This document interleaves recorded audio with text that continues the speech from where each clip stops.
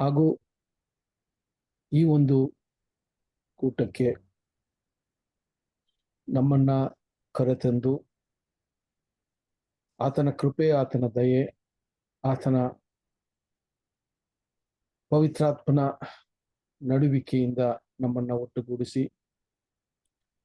ಆತನ ವಾಕ್ಯಗಳಿಂದ ಇನ್ನ ನಮ್ಮ ವಿಶ್ವಾಸವನ್ನ ಹೆಚ್ಚಿಸಿಕೊಳ್ಳೋದಕ್ಕೂ ಮತ್ತೆ ನಮ್ಮ ಸಮರ್ಪಣೆಯ ಹಾದಿಯಲ್ಲಿ ಇನ್ನೂ ದೃಢವಾಗಿ ನಾವು ನಿಂತು ನಡೆಯೋದಕ್ಕೂ ದೇವರು ಈ ದಿನದಲ್ಲೂ ಕೂಡ ನಮಗೆ ಈ ಒಂದು ಸುಂದರವಾದ ಅವಕಾಶವನ್ನ, ಒಂದು ಐಕ್ಯತೆಯನ್ನ ನಮ್ಮ ಮಧ್ಯದಲ್ಲಿ ಮಾಡಿಕೊಟ್ಟಿದ್ದಾರೆ.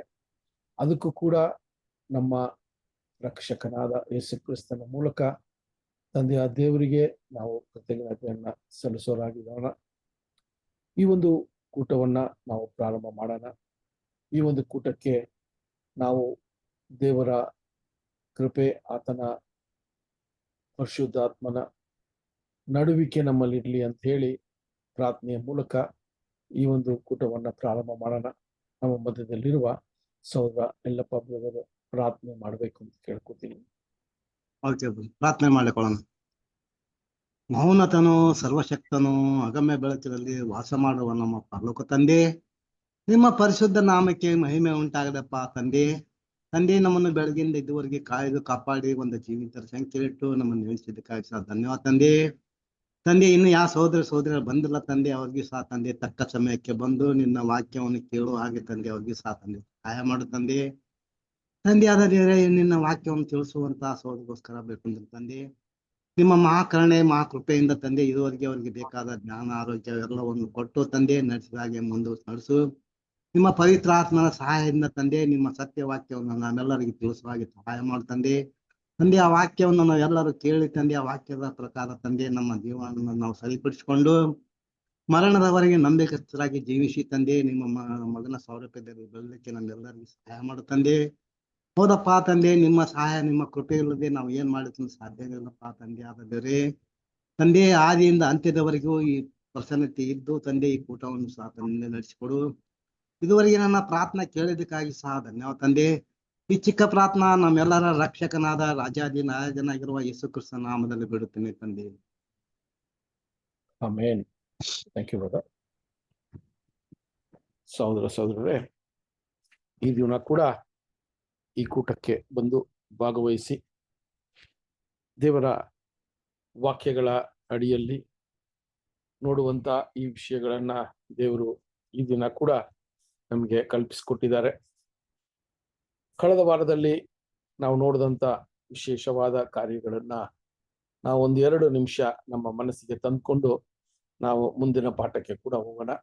ಸೊ ನೀವೆಲ್ಲರೂ ಈ ಒಂದು ಕೂಟಕ್ಕೆ ನೀವು ಸೇರೋದಕ್ಕೆ ಮುನ್ನ ನೀವು ಕೂಡ ಏನ್ ಮಾಡ್ಬೇಕಂದ್ರೆ ಒಂದು ತಯಾರಿ ಮಾಡ್ಕೋಬೇಕು.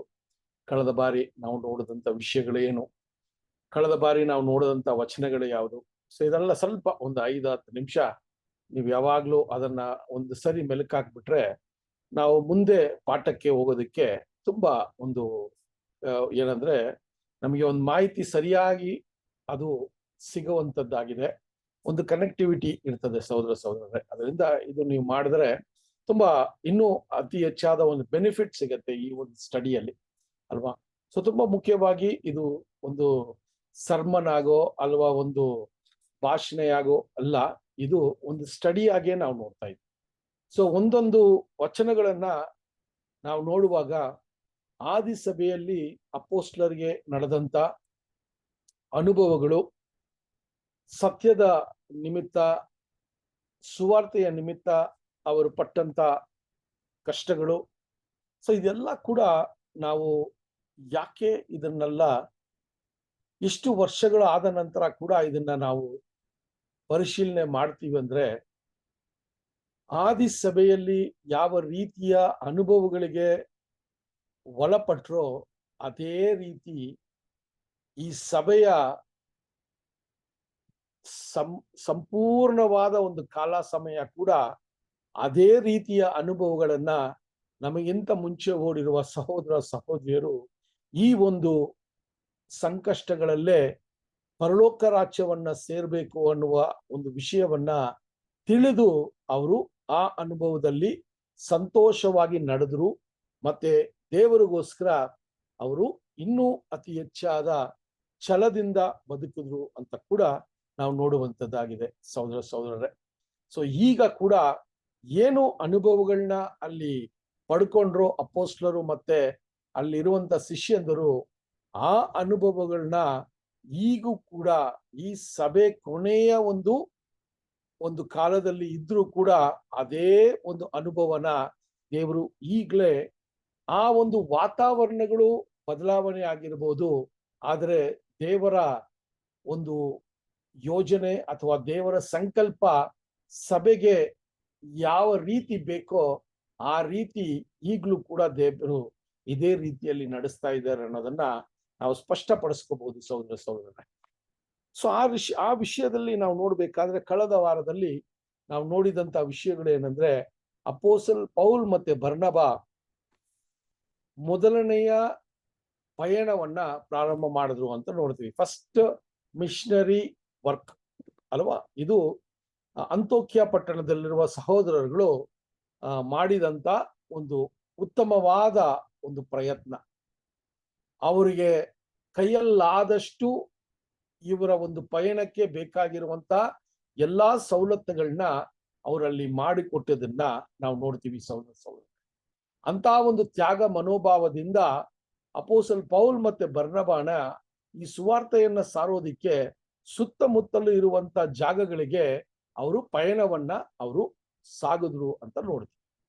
ಆ ಒಂದು ಅಡಿಯಲ್ಲಿ ನಾವು ನೋಡುವಾಗ ಹತ್ತತ್ರ ಒಂದು 12 ಪಟ್ಟಣಗಳನ್ನ ಅವರು ಏನ್ ಮಾಡಿದ್ರಿ, ಅವರು 11 ಪಟ್ಟಣಗಳಿಗೆ ಅವರು ಸುವಾರ್ತೆಯನ್ನ ಸಾರುವ ಒಂದು ವಿಷಯವನ್ನ ನಾವು ಒಂದೊಂದಾಗಿ ನೋಡ್ಕೊ ಬಂದ್ವಿ ಅಲ್ವಾ. ಸೊ ಅದರಲ್ಲಿ ನಾವು ನೋಡುವಾಗ ಸಹೋದರ ಸಹೋದರರೇ, ಈ 12 ಪಟ್ಟಣಗಳನ್ನ ನೀವು ಲಿಸ್ಟ್ ಮಾಡ್ಕೋಬಹುದು.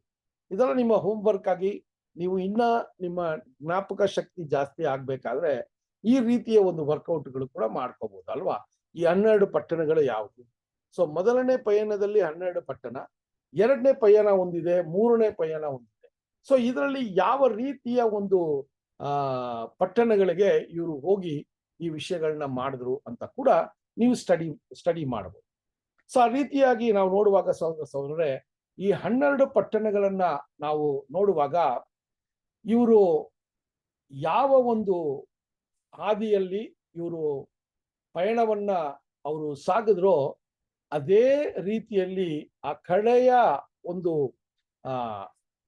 ಪಟ್ಟಣಕ್ಕೆ ಬಂದಾಗ ಅವ್ರು ಮತ್ತೆ ಏನ್ ಮಾಡ್ತಾರಂದ್ರೆ, ಬಂದಿದ್ದ ಒಂದು ದಾರಿಯಲ್ಲೇ ಮತ್ತೆ ಆದಷ್ಟು ಎಲ್ಲಾ ಪಟ್ಟಣಗಳನ್ನ ವಿಸಿಟ್ ಮಾಡ್ಕೊ ಬರ್ತಾರೆ. ಓಕೆನಾ.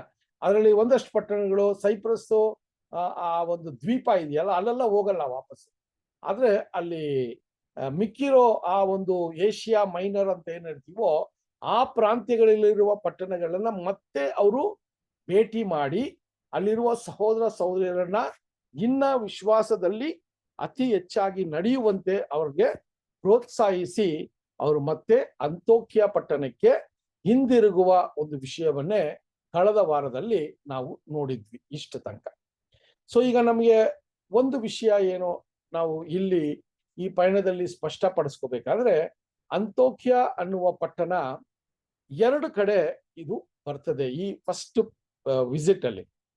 ಒಂದು ಬಂದು ಇವ್ರು ಎಲ್ಲಿ ಪಯಣವನ್ನ ಪ್ರಾರಂಭ ಮಾಡಿದ್ರು, ಜೆರುಸಲೇಮಿಂದ ಅಂತೋಕ್ಯ ಪಟ್ಟಣ ಹತ್ತತ್ರ 300 ಮೈಲಿ ದೂರದಲ್ಲಿತ್ತು. ನೀವು ಆ ಇಸ್ರೇಲ್ ಮ್ಯಾಪ್ ನೋಡಿದ್ರೆ ಜೆರುಸಲೇಮ್ ಬಂದು ಸೌತ್ ಅಲ್ಲಿ ಇರ್ತದೆ ಕೆಳಗೆ, ಅಂತೋಕ್ಯ ಬಂದು ಆಲ್ಮೋಸ್ಟ್ ನಾರ್ತ್ ಅಲ್ಲಿ ಇರುವಂತ ಪಟ್ಟಣ. ಎಲ್ಲಾನು ಈ ಮೆಡಿಟೇರಿಯನ್ ಸಿ ಬಾರ್ಡರ್ ಅಲ್ಲೇ ಇರ್ತದೆ.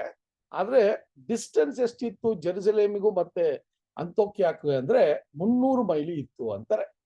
ಸೊ ಅಲ್ಲಿ ಸ್ಟಾರ್ಟ್ ಮಾಡಿದ ಪಯಣವನ್ನ ಅವ್ರು ಎಲ್ಲಿ ಮುಂದೂಡಿದ್ರು ಅಂತ ನೋಡ್ಬೇಕಾದ್ರೆ ಸೈಪ್ರಸ್ ದ್ವೀಪಕ್ಕೆ ಹೋದ್ರು. ಅಲ್ಲಿಂದ ಏಷ್ಯಾ ಮೈನರ್ ಅಲ್ಲಿರುವ ಪಟ್ಟಣಗಳನ್ನ ನೋಡಿದ್ರು. ಮತ್ತೆ ಈ ಏಷ್ಯಾ ಮೈನರ್ ಅಲ್ಲಿರುವ ಪಟ್ಟಣಗಳನ್ನೆಲ್ಲ ಮತ್ತೆ ಒಮ್ಮೆ ಭೇಟಿಯಾಗಿ ಈ ಯೆರೂಸಲೇಮ್ ಹತ್ರ ಇರುವಂತ ಅಂತೋಕ್ಯಗೆ ಅವರು ಬಂದು ಸೇರಿದ್ರು. ಈ ಏಷ್ಯಾ ಮೈನರ್ ಅಲ್ಲಿ ಅವ್ರು ಸೇರಿದಂತ ಭೇಟಿಯಾದಂತ ಪಟ್ಟಣಗಳಲ್ಲಿ ಅಲ್ಲೂ ಕೂಡ ಒಂದು ಅಂತೋಕ್ಯ ಅನ್ನುವ ಪಟ್ಟಣ ಅಲ್ಲಿತ್ತು. ಸೊ ಈ ಒಂದು ಡಿಫರೆನ್ಸ್ ನ ನೀವು ಅಂಡರ್ಸ್ಟ್ಯಾಂಡ್ ಮಾಡ್ಕೋಬೇಕು. ಸೊ ಈಗ ಎಲ್ಲಿ ಬಂದ್ರು ಅಂದ್ರೆ ನೋಡ್ಬೇಕಾದ್ರೆ ಇಸ್ರೇಲ್ಗೆ ಮತ್ತೆ ಹಿಂದಿರುಗಿದ್ರು, ಅಂತೋಕ್ಯ ಪಟ್ಟಣಕ್ಕೆ ಬಂದ್ರು. ಇದನ್ನೇ ನಾವು ಕಡೆಯದಾಗಿ ನಾವು ಕಳೆದ ವಾರದಲ್ಲಿ ನೋಡಿದ್ವಿ. ಸೊ ಈಗ ನಾವು ಏನ್ ಮಾಡೋಣ ಅಂತ ನೋಡ್ಬೇಕಾದ್ರೆ ಅಪೋಸ್ಲರ ಕಾರ್ಯಗಳು 14ನೇ ಅಧ್ಯಾಯ 26ನೇ ವಚನ ಮತ್ತು 26ರಿಂದ 28 ವಚನಗಳನ್ನ ನಾವು ನೋಡೋಣ. ಅಪೋಸ್ಲರ ಕಾರ್ಯಗಳು 14ನೇ ಅಧ್ಯಾಯ 26ರಿಂದ 28 ವಚನಗಳು.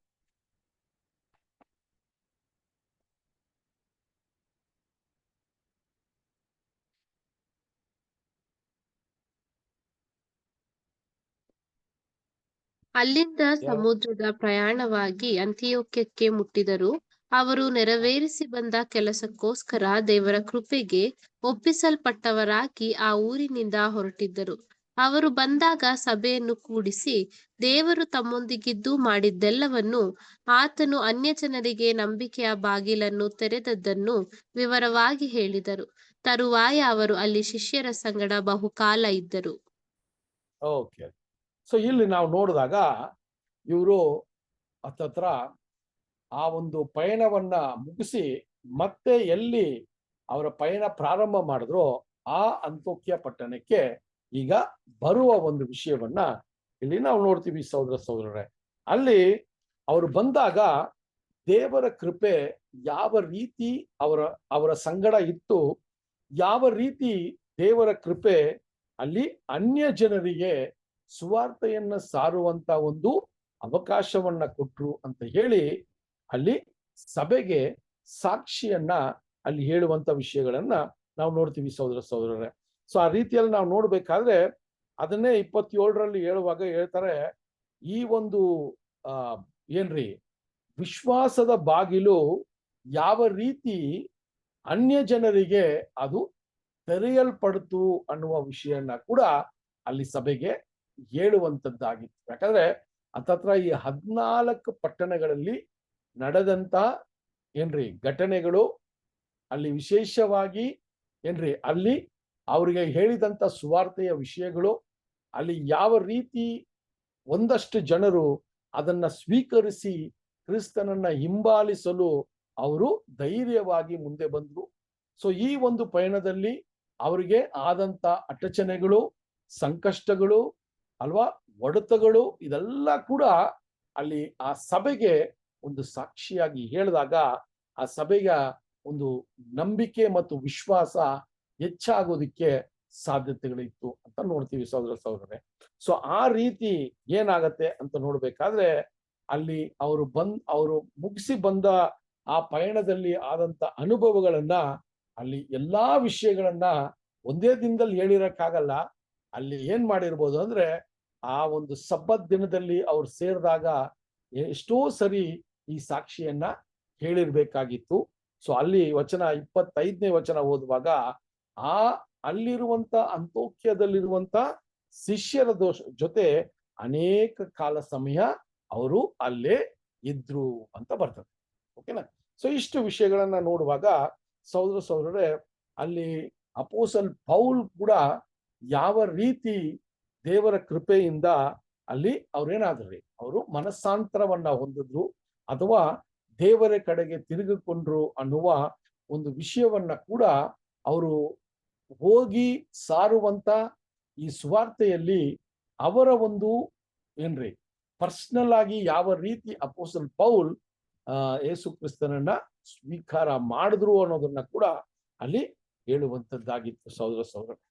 ಸೊ ಈಗ ಇಷ್ಟು ವಿಷಯಗಳು ಅಲ್ಲಿ ಅಪೊಸ್ತಲರು ಏನ್ರಿ ಪೌಲ್ ಮತ್ತೆ ಬರ್ನಬಾ ಯೆರೂಸಲೇಮಿಗೆ ಬಂದಿಲ್ಲ, ಅಲ್ಲಿ ಅಂತೋಕ್ಯದಲ್ಲಿ ಸಹೋದರಗಳು ಅವರಿಗೆ ಅವರ ಪಯಣಕ್ಕೆ ಬೇಕಾಗಿರುವಂತ ವೆಚ್ಚಗಳು ಅಲ್ವಾ, ಅದು ಹಣದ ಮೂಲಕ ಅವ್ರಿಗೆ ಸಹಾಯ ಮಾಡಿ ಆ ಒಂದು ಪ್ರವಾಸವನ್ನ ಸಂಪೂರ್ಣವಾಗಿ ಮಾಡಿದ ನಂತರ ಅವರು ಅಂತೋಕ್ಯದಲ್ಲೇ ಅನೇಕ ಕಾಲ ಅಲ್ಲಿ ಇದ್ರು ಅಂತ ನೋಡ್ತೀವಿ.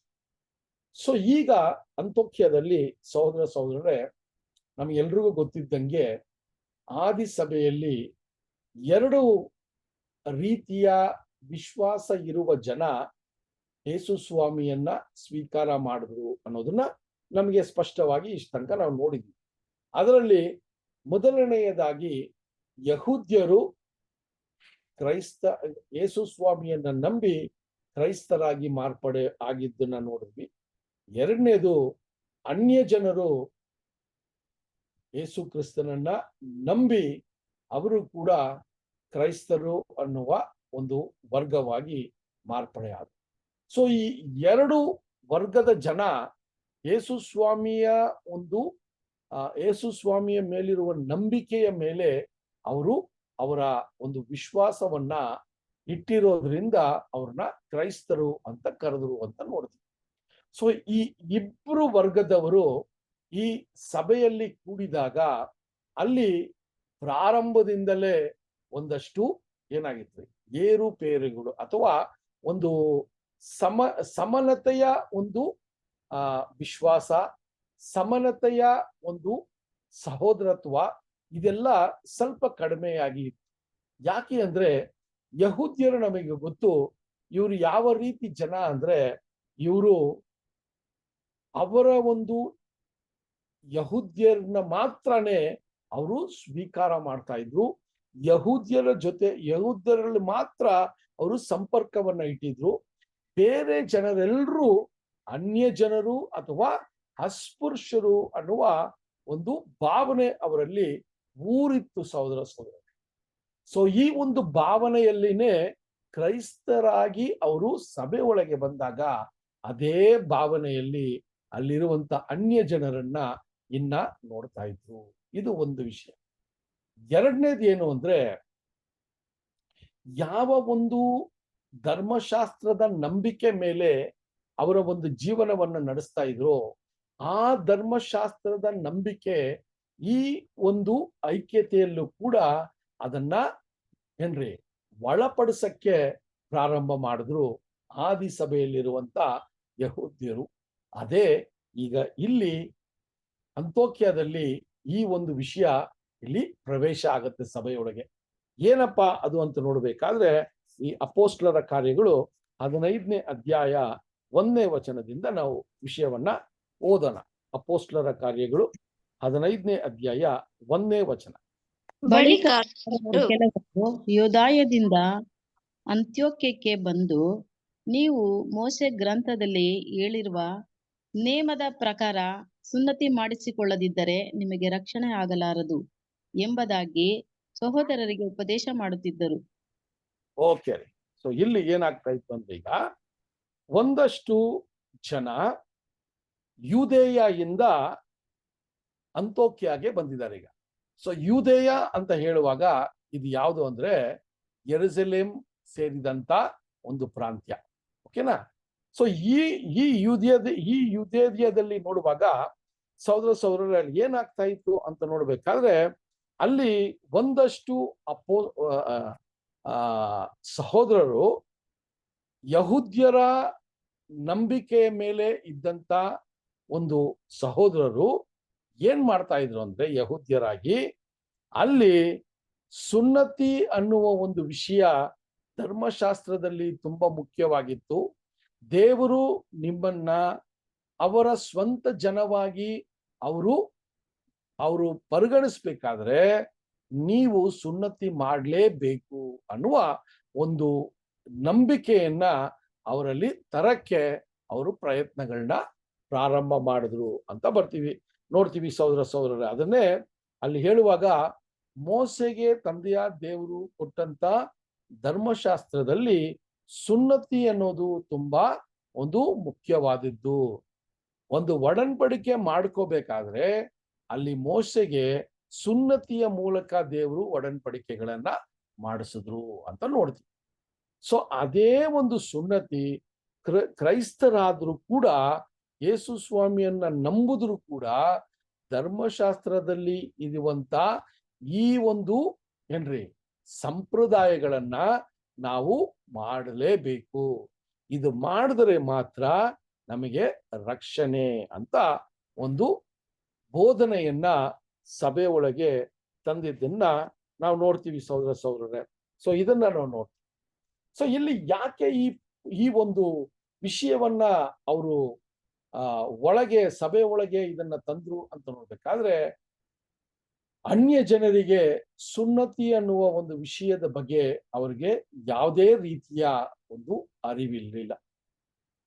ಯಹೂದ್ಯರು ಆ ಸುನ್ನತಿಯನ್ನೇ ತುಂಬಾ ಪ್ರಥಮವಾಗಿ ಅದಕ್ಕೆ ಮುಖ್ಯತ್ವವನ್ನ ಕೊಟ್ಟು ಆಚೆ ಅಲ್ವಾ ಶಾರೀರಿಕವಾಗಿ ನಡೆಯುವಂತ ಒಂದು ಸಂಪ್ರದಾಯನೇ ನಮ್ಮನ್ನ ರಕ್ಷಣೆಗೆ ಕರ್ಕೊಂಡು ಹೋಗುತ್ತೆ ಅನ್ನುವ ಒಂದು ವಿಷಯವನ್ನ ಅವರು ಈ ಒಂದು ಕ್ರೈಸ್ತರಾದ್ರೂ ಕೂಡ ಅಲ್ಲಿ ಏನ್ ಮಾಡ್ತಾ ಇದ್ರು ಅಂದ್ರೆ, ಇದನ್ನ ಸಭೆಯೊಳಗೆ ಪ್ರಾಮುಖ್ಯವಾಗಿ ಇದು ಬೇಕು ಅನ್ನೋದನ್ನ ಅಲ್ಲಿ ತಂದಿದ್ರು ಅಂತ ನೋಡ್ತೀವಿ ಸಹೋದರರೇ. ಅದಕ್ಕೆ ಅಲ್ಲಿ ಹೇಳುವಾಗ ಹೇಳ್ತಾರೆ, ಆ ಒಂದು ವಿಷಯವನ್ನ ಯಾರು ಸ್ವೀಕಾರ ಮಾಡಲ್ವೋ ಅವರು ರಕ್ಷಣೆಯನ್ನ ಹೊಂದಲ್ಲ ಅನ್ನೋದನ್ನ ಕೂಡ ಅಲ್ಲಿ ವ್ಯಕ್ತಪಡಿಸ್ತಾ ಇದ್ರು ಸಹೋದರರೇ. ಸೊ ಈಗ ಅಲ್ಲಿ ಇರುವಂತ ಅನ್ಯ ಜನರಿಗೆ ಈಗ ಏನಾಗಿತ್ತು ಅಂದ್ರೆ, ನಾವು ಸುನ್ನತಿ ಇಲ್ದೇ ಇರೋರು, ನಮಗೆ ಸುನ್ನತಿ ಅನ್ನೋದು ನಮಗೆ ಅರಿವೇ ಇಲ್ಲ. ಸೊ ಈಗ ನಾವು ಸುನ್ನತಿ ಮಾಡಿದ್ರೆ ಮಾತ್ರ ರಕ್ಷಣೆಗೆ ಸಾಧ್ಯ ಅಂತ ಹೇಳಿ ಎಷ್ಟೋ ಅನ್ಯ ಜನರು ಇವರ ಒಂದು ಬೋಧನೆಗಳನ್ನ ಕೇಳಿ ಅದಕ್ಕೆ ಅಳವಡಿಸ್ಕೊಳ್ಳಕ್ಕೆ ಪ್ರಾರಂಭ ಆಗಿದ್ದನ್ನ ನಾವು ನೋಡ್ತೀವಿ ಸಹೋದರರೇ. ಈ ವಿಷಯಗಳು ಈಗ ಆಗ್ಲೇ ಇದು ಸುಮಾರು ತಿಂಗಳುಗಳಲ್ಲಿ ಅಥವಾ ವರ್ಷದಿಂದ ಈ ಒಂದು ಯುದೇಯಿಂದ ಬರುವಂತ ಸಹೋದರಗಳು ಇವರನ್ನ ಬಲಪಡಿಸಿ ಸತ್ಯದಲ್ಲಿ ಇನ್ನೂ ನೆಲೆಗೊಳಿಸಿ ಸತ್ಯದನ್ನ ಇನ್ನೂ ಬೆಳಕನ್ನ ಕೊಡೋದು ಬಿಟ್ಟು ಇವರು ಸಂಪ್ರದಾಯವನ್ನ ಸಭೆ ಒಳಗೆ ತರೋದಕ್ಕೆ ಪ್ರಾರಂಭ ಮಾಡಿದ್ರು ಅಂತ ನೋಡ್ತೀವಿ. ಇದು ಯಾವಾಗ ಪೌಲನು ಮತ್ತೆ ಬರ್ನಬಾಗ ಗೊತ್ತಾಯ್ತೋ ಆವಾಗ ಅವರು ಯಾವ ರೀತಿ ಪ್ರತಿಕ್ರಿಯಿಸಿದ್ರು ಅಂತ ನೀವು 2ನೇ ವಚನದಲ್ಲಿ ನೋಡ್ಬೋದು. 15ನೇ ಅಧ್ಯಾಯ 2ನೇ ವಚನ. ಅವರಿಗೂ ಪೌಲ್ ಬಾರ್ನಬರಿಗೂ ಭೇದವು ಮಹಾವಿವಾದವು ಉಂಟಾದಾಗ ಇದರ ವಿಷಯವಾಗಿ ಸಹೋದರರು ಪೌಲ್ ಬಾರ್ನಬರನ್ನು ತಮ್ಮಲ್ಲಿ ಬೇರೆ ಕೆಲವರನ್ನು ಯೆರೂಸಲೇಮಿನಲ್ಲಿದ್ದ ಅಪೊಸ್ತಲರ ಮತ್ತು ಸಭೆಯ ಹಿರಿಯರ ಬಳಿಗೆ ಹೋಗಬೇಕೆಂದು ನೇಮಿಸಿದ್ದರು. ಓಕೆ, ಸೊ ಇಲ್ಲೇನಾಗತ್ತೆ ಅಂದ್ರೆ, ಈಗ ಅಂತ್ಯೋಕ್ಯದಲ್ಲಿ ಯಾವಾಗ ಪೌಲು ಮತ್ತೆ ಬರ್ನಬ ಅವರ ಒಂದು ಸುವಾರ್ತೆಯ ಪಯಣವನ್ನ ಮುಗಿಸಿ ಅಂತ್ಯೋಕ್ಯಗೆ ಬರೋ ಅಷ್ಟರಲ್ಲಿ ಇದು ಒಂದು ಹೊಸ ಒಂದು ವಿಷಯ ಸಭೆಯೊಳಗೆ ಪ್ರಾರಂಭವಾಗಿತ್ತು. ಅದು ಯಾವ ರೀತಿ ಇತ್ತು ಅಂದ್ರೆ, ಅಲ್ಲಿ ಇರುವಂತ ಎಲ್ಲಾ ಕ್ರೈಸ್ತರು ಅವರು ಅನ್ಯ ಜನರಾಗಿದ್ರು ಕೂಡ ಅವರು ಸುನ್ನತಿ ಮಾಡಲೇಬೇಕು ಅನ್ನುವ ಒಂದು ಏನ್ರಿ ಒಂದು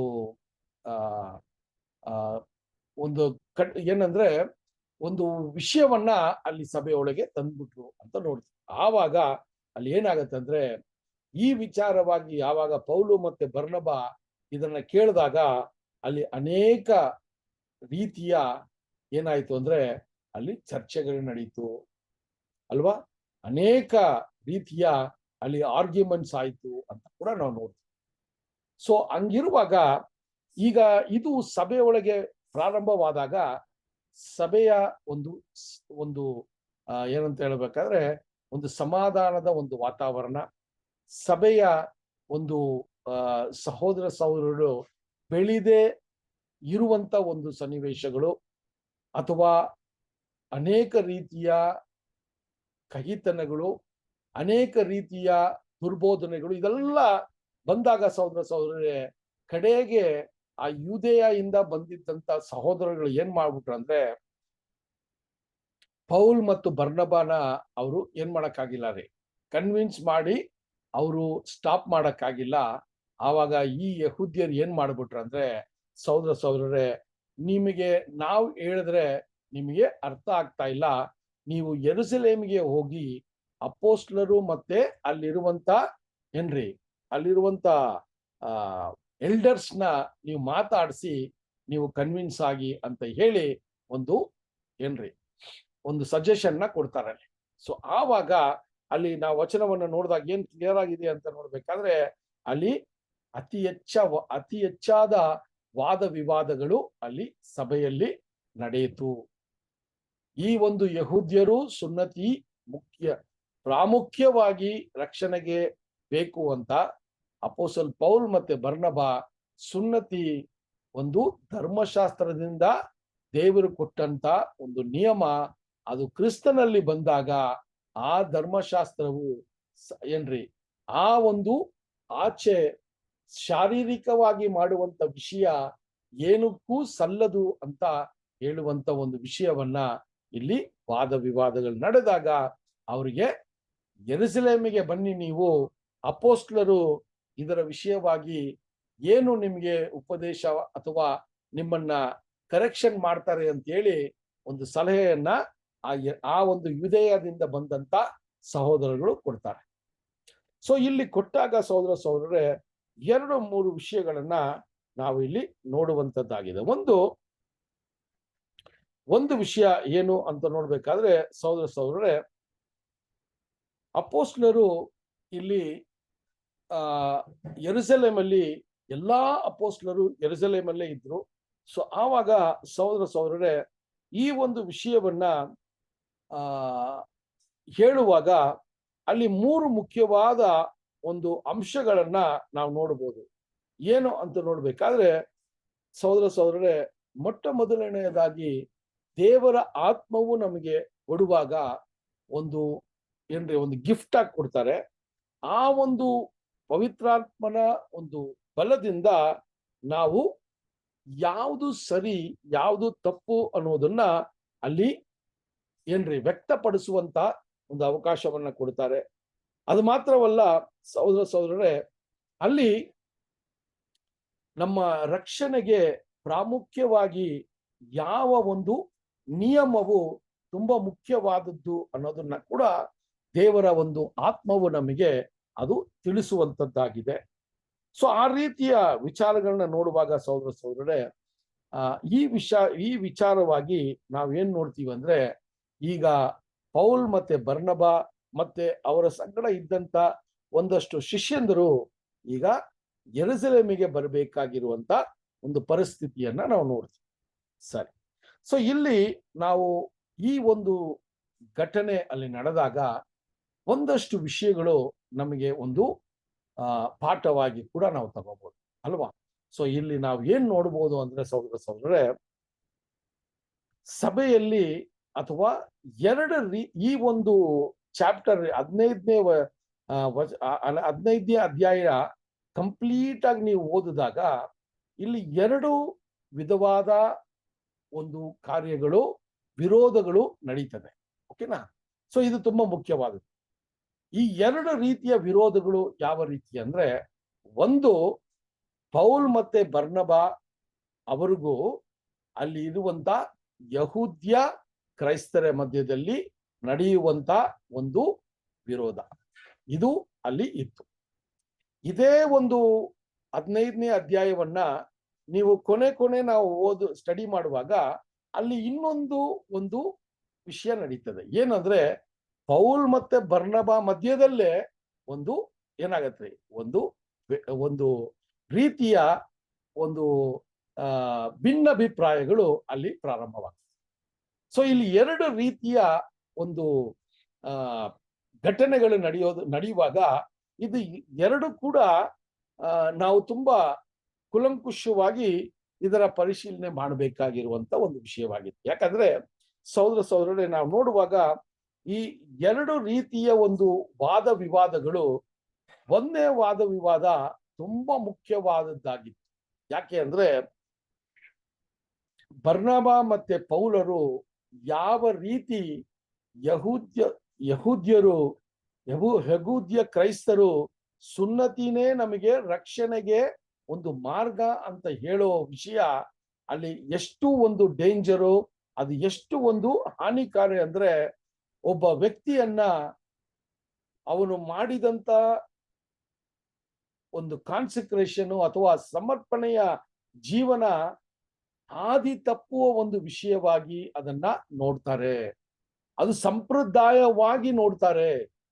ಈ ಒಂದು ಮೂಲಭೂತವಾದ ಒಂದು ಒಂದು ವಿಷಯ ಅದು ರಕ್ಷಣೆಗೆ ಎಷ್ಟು ಹಾನಿಯನ್ನ ಉಂಟು ಮಾಡ್ತದೆ ಅಂತ ಹೇಳಿ ಇವರಿಬ್ರು ಆ ಯಹೂದ್ಯ ಕ್ರೈಸ್ತರನ್ನ ಅಲ್ಲಿ ಎದುರಿಸಿ ಅಲ್ಲಿ ಅವರ ಸಂಗಡ ಏನ್ರಿ ವಾದ ವಿವಾದಗಳನ್ನ ಮಾಡೋದಕ್ಕೆ ಕಾರಣ ಏನು ಅಂದ್ರೆ, ಇದನ್ನ ಹಂಗೇ ಒಂದು ವೇಳೆ ನಾವು ಕೇಳದೆ ಬಿಟ್ಬಿಟ್ರೆ ಬರುವಂತ ದಿನಗಳಲ್ಲಿ ಈ ಯಹೂದ್ಯ ಕ್ರೈಸ್ತರು ಧರ್ಮಶಾಸ್ತ್ರವನ್ನ ಏನ್ರಿ ಸಭೆಯೊಳಗೆ ಹಂತ ಹಂತವಾಗಿ ಇದನ್ನ ಅಳವಡಿಸಕ್ಕೆ ಪ್ರಯತ್ನಿಸುತ್ತಾರೆ ಅನ್ನುವ ಒಂದು ಗಮನ ಅಲ್ಲಿ ಬರ್ನಬ ಮತ್ತೆ ಪೌಲಿಗೆ ಇದ್ದದ್ದನ್ನ ನಾವು ನೋಡ್ತೀವಿ ಸಹೋದರರೇ.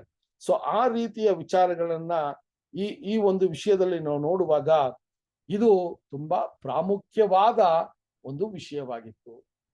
ಒಬ್ಬ ಕ್ರೈಸ್ತನಿಗೆ ಆ ನಂಬಿಕೆ ಅಥವಾ ವಿಶ್ವಾಸ ಯಾವುದರ ಮೇಲೆ ಅದು ಇದೆ ಅಂದ್ರೆ ಯೇಸು ಸ್ವಾಮಿಯನ್ನ ನಂಬಿದ ಒಂದು ವಿಷಯದಲ್ಲಿ ಕೂಡ ಅದಿತ್ತು ಅಂತ ನೋಡ್ತೀವಿ ಅಲ್ವಾ.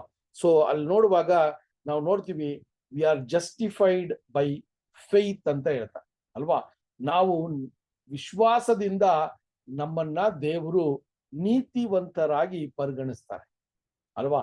ಆದ್ರೆ ಇಲ್ಲಿ ಆ ಯಹೂದ್ಯ ಕ್ರೈಸ್ತರು ಏನಂತ ಹೇಳ್ತಾ ಇದಾರೆ ಅಂದ್ರೆ, ನೀವು ಮಾಡುವಂತ ಕ್ರಿಯೆಗಳ ಮೂಲಕ ನೀವು ನಿಮ್ಮ ಶಾರೀರಿಕವಾಗಿ ಏನ್ರಿ ಈ ಸುನ್ನತಿಯನ್ನ ಮಾಡಿದ್ರೆ ನೀವು ಏನ್ರಿ ವಿಶ್ವಾಸದಿಂದ ನೀವು ನೀತಿವಂತರಾಗಲ್ಲ, ನೀವು ಈ ವಿಷಯವನ್ನ ಮಾಡಿದ್ರೆ ಮಾತ್ರ ನೀವು ನೀತಿವಂತರು ಅಂತ ಆಗ್ಬೋದು ಅನ್ನುವ ಒಂದು ತಪ್ಪಾದ ಒಂದು ವಿಷಯವನ್ನ ಸಭೆಯೊಳಗೆ ತರ್ತಾ ಇದ್ರು. ಸೊ ಅಲ್ಲಿ ಆದರೆ ಸತ್ಯವಚನವು ಒಬ್ಬ ಕ್ರೈಸ್ತನಿಗೆ ಏನಂತ ಹೇಳ್ತದಂದ್ರೆ, ನಾವು ಯೇಸು ಕ್ರಿಸ್ತನ ಮೇಲಿರುವ ನಂಬಿಕೆಯ ಮೂಲಕ ನಾವು ನೀತಿವಂತರಾಗಿ ದೇವರ ಮುಂದೆ ಅಪ್ಪ ಅಂತ ಕರೆಯೋ ಒಂದು ಏನ್ರಿ ಒಂದು ಅವಕಾಶವನ್ನ, ಒಂದು ಕೃಪೆಯನ್ನ ನಾವು ಪಡ್ಕೊಂಡಿದ್ದೀವಿ ಅಂತ ವಚನ ನಮಗೆ ತಿಳಿಸ್ತದೆ ಸಹೋದರರೇ.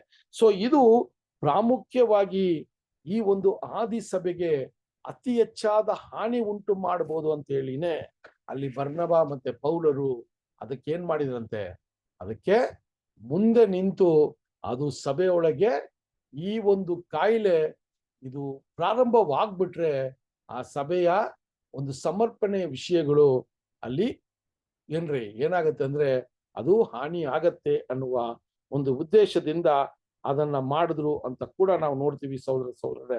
ಸೊ ಈ ರೀತಿಯ ಒಂದು ಕಾರ್ಯಗಳನ್ನ ನೋಡುವಾಗ ಅಲ್ಲಿ ವಿಷಯಗಳು ಆ ರೀತಿ ನಡೀತಾ ಇದ್ದದನ್ನ ನಾವು ನೋಡ್ತೀವಿ. ಸೊ ಅದರಿಂದ ಇಲ್ಲಿ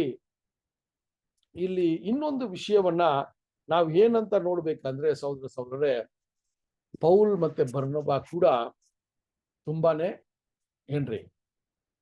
ಜ್ಞಾನವಂತರಾಗಿದ್ರು, ಧರ್ಮಶಾಸ್ತ್ರದಲ್ಲಿ ಇವರು ಪ್ರವೀಣರಾಗಿದ್ರು. ನಾವು ಆಗ್ಲೇ ಈ ಒಂದು ಪಾಠಗಳನ್ನ ನೋಡುವಾಗ ಬರ್ನಬ ಯಾವ ರೀತಿಯ ಒಂದು ಜ್ಞಾನವನ್ನ ಪಡ್ಕೊಂಡಿದ್ದ, ಪೌಲನು ಯಾವ ರೀತಿಯ ಜ್ಞಾನದಲ್ಲಿದ್ದ, ಇದೆಲ್ಲ ನಾವು ಹೋಲಿಕೆ ಮಾಡಿ ನಮ್ಗೆ ಮಾಹಿತಿ ಸಿಕ್ಕಿತ್ತು. ಆಗ ಇಲ್ಲಿ ಏನಂತ ನೋಡ್ಬೇಕಂದ್ರೆ, ಈ ಒಂದು ದೊಡ್ಡ ಪಯಣವನ್ನ ಇವರು ಹೋಗಿ ಅದನ್ನ ಮಾಡಿ ಅದರಲ್ಲಿ ಅನೇಕ ಪೆಟ್ಟುಗಳನ್ನ ಅನೇಕ ಸಂಕಷ್ಟಗಳನ್ನ ಪಟ್ಟು ಹೊಡೆತಗಳನ್ನ ತಿಂದು ಸಾಯುವ ಹಂತಕ್ಕೆ ಹೋಗಿರುವ ಪೌಲನು ಇಲ್ಲಿ ಈ ಒಂದು ಯೂದೇಯದಿಂದ ಬಂದಂತ ಸಹೋದರರು ಕೊಟ್ಟಂತ ಸಲಹೆಯನ್ನ ಅಲ್ಲಿ ತಿರಸ್ಕಾರ ಮಾಡಿಲ್ಲ. ಈ ಒಂದು ವಿಷಯವನ್ನ ಕೂಡ ನಾವು ನೋಡ್ಬೇಕು. ಪೌಲನು ಕೂಡ ಅಪೋಸ್ಟ್ಲರ ವಿಷಯದಲ್ಲಿ ನೋಡ್ಬೇಕಾದ್ರೆ ಇವನು ಅಪೋಸ್ಟ್ಲರ್ಗಿಂತ ಅತಿ ಹೆಚ್ಚಾದ ಜ್ಞಾನವನ್ನ ಹೊಂದಿದ್ದಂತ ಒಬ್ಬ ಪರಿಸೇಯ. ಇದೆಲ್ಲ ನಮ್ಗೆ ಗೊತ್ತಿದೆ ಅಲ್ವಾ.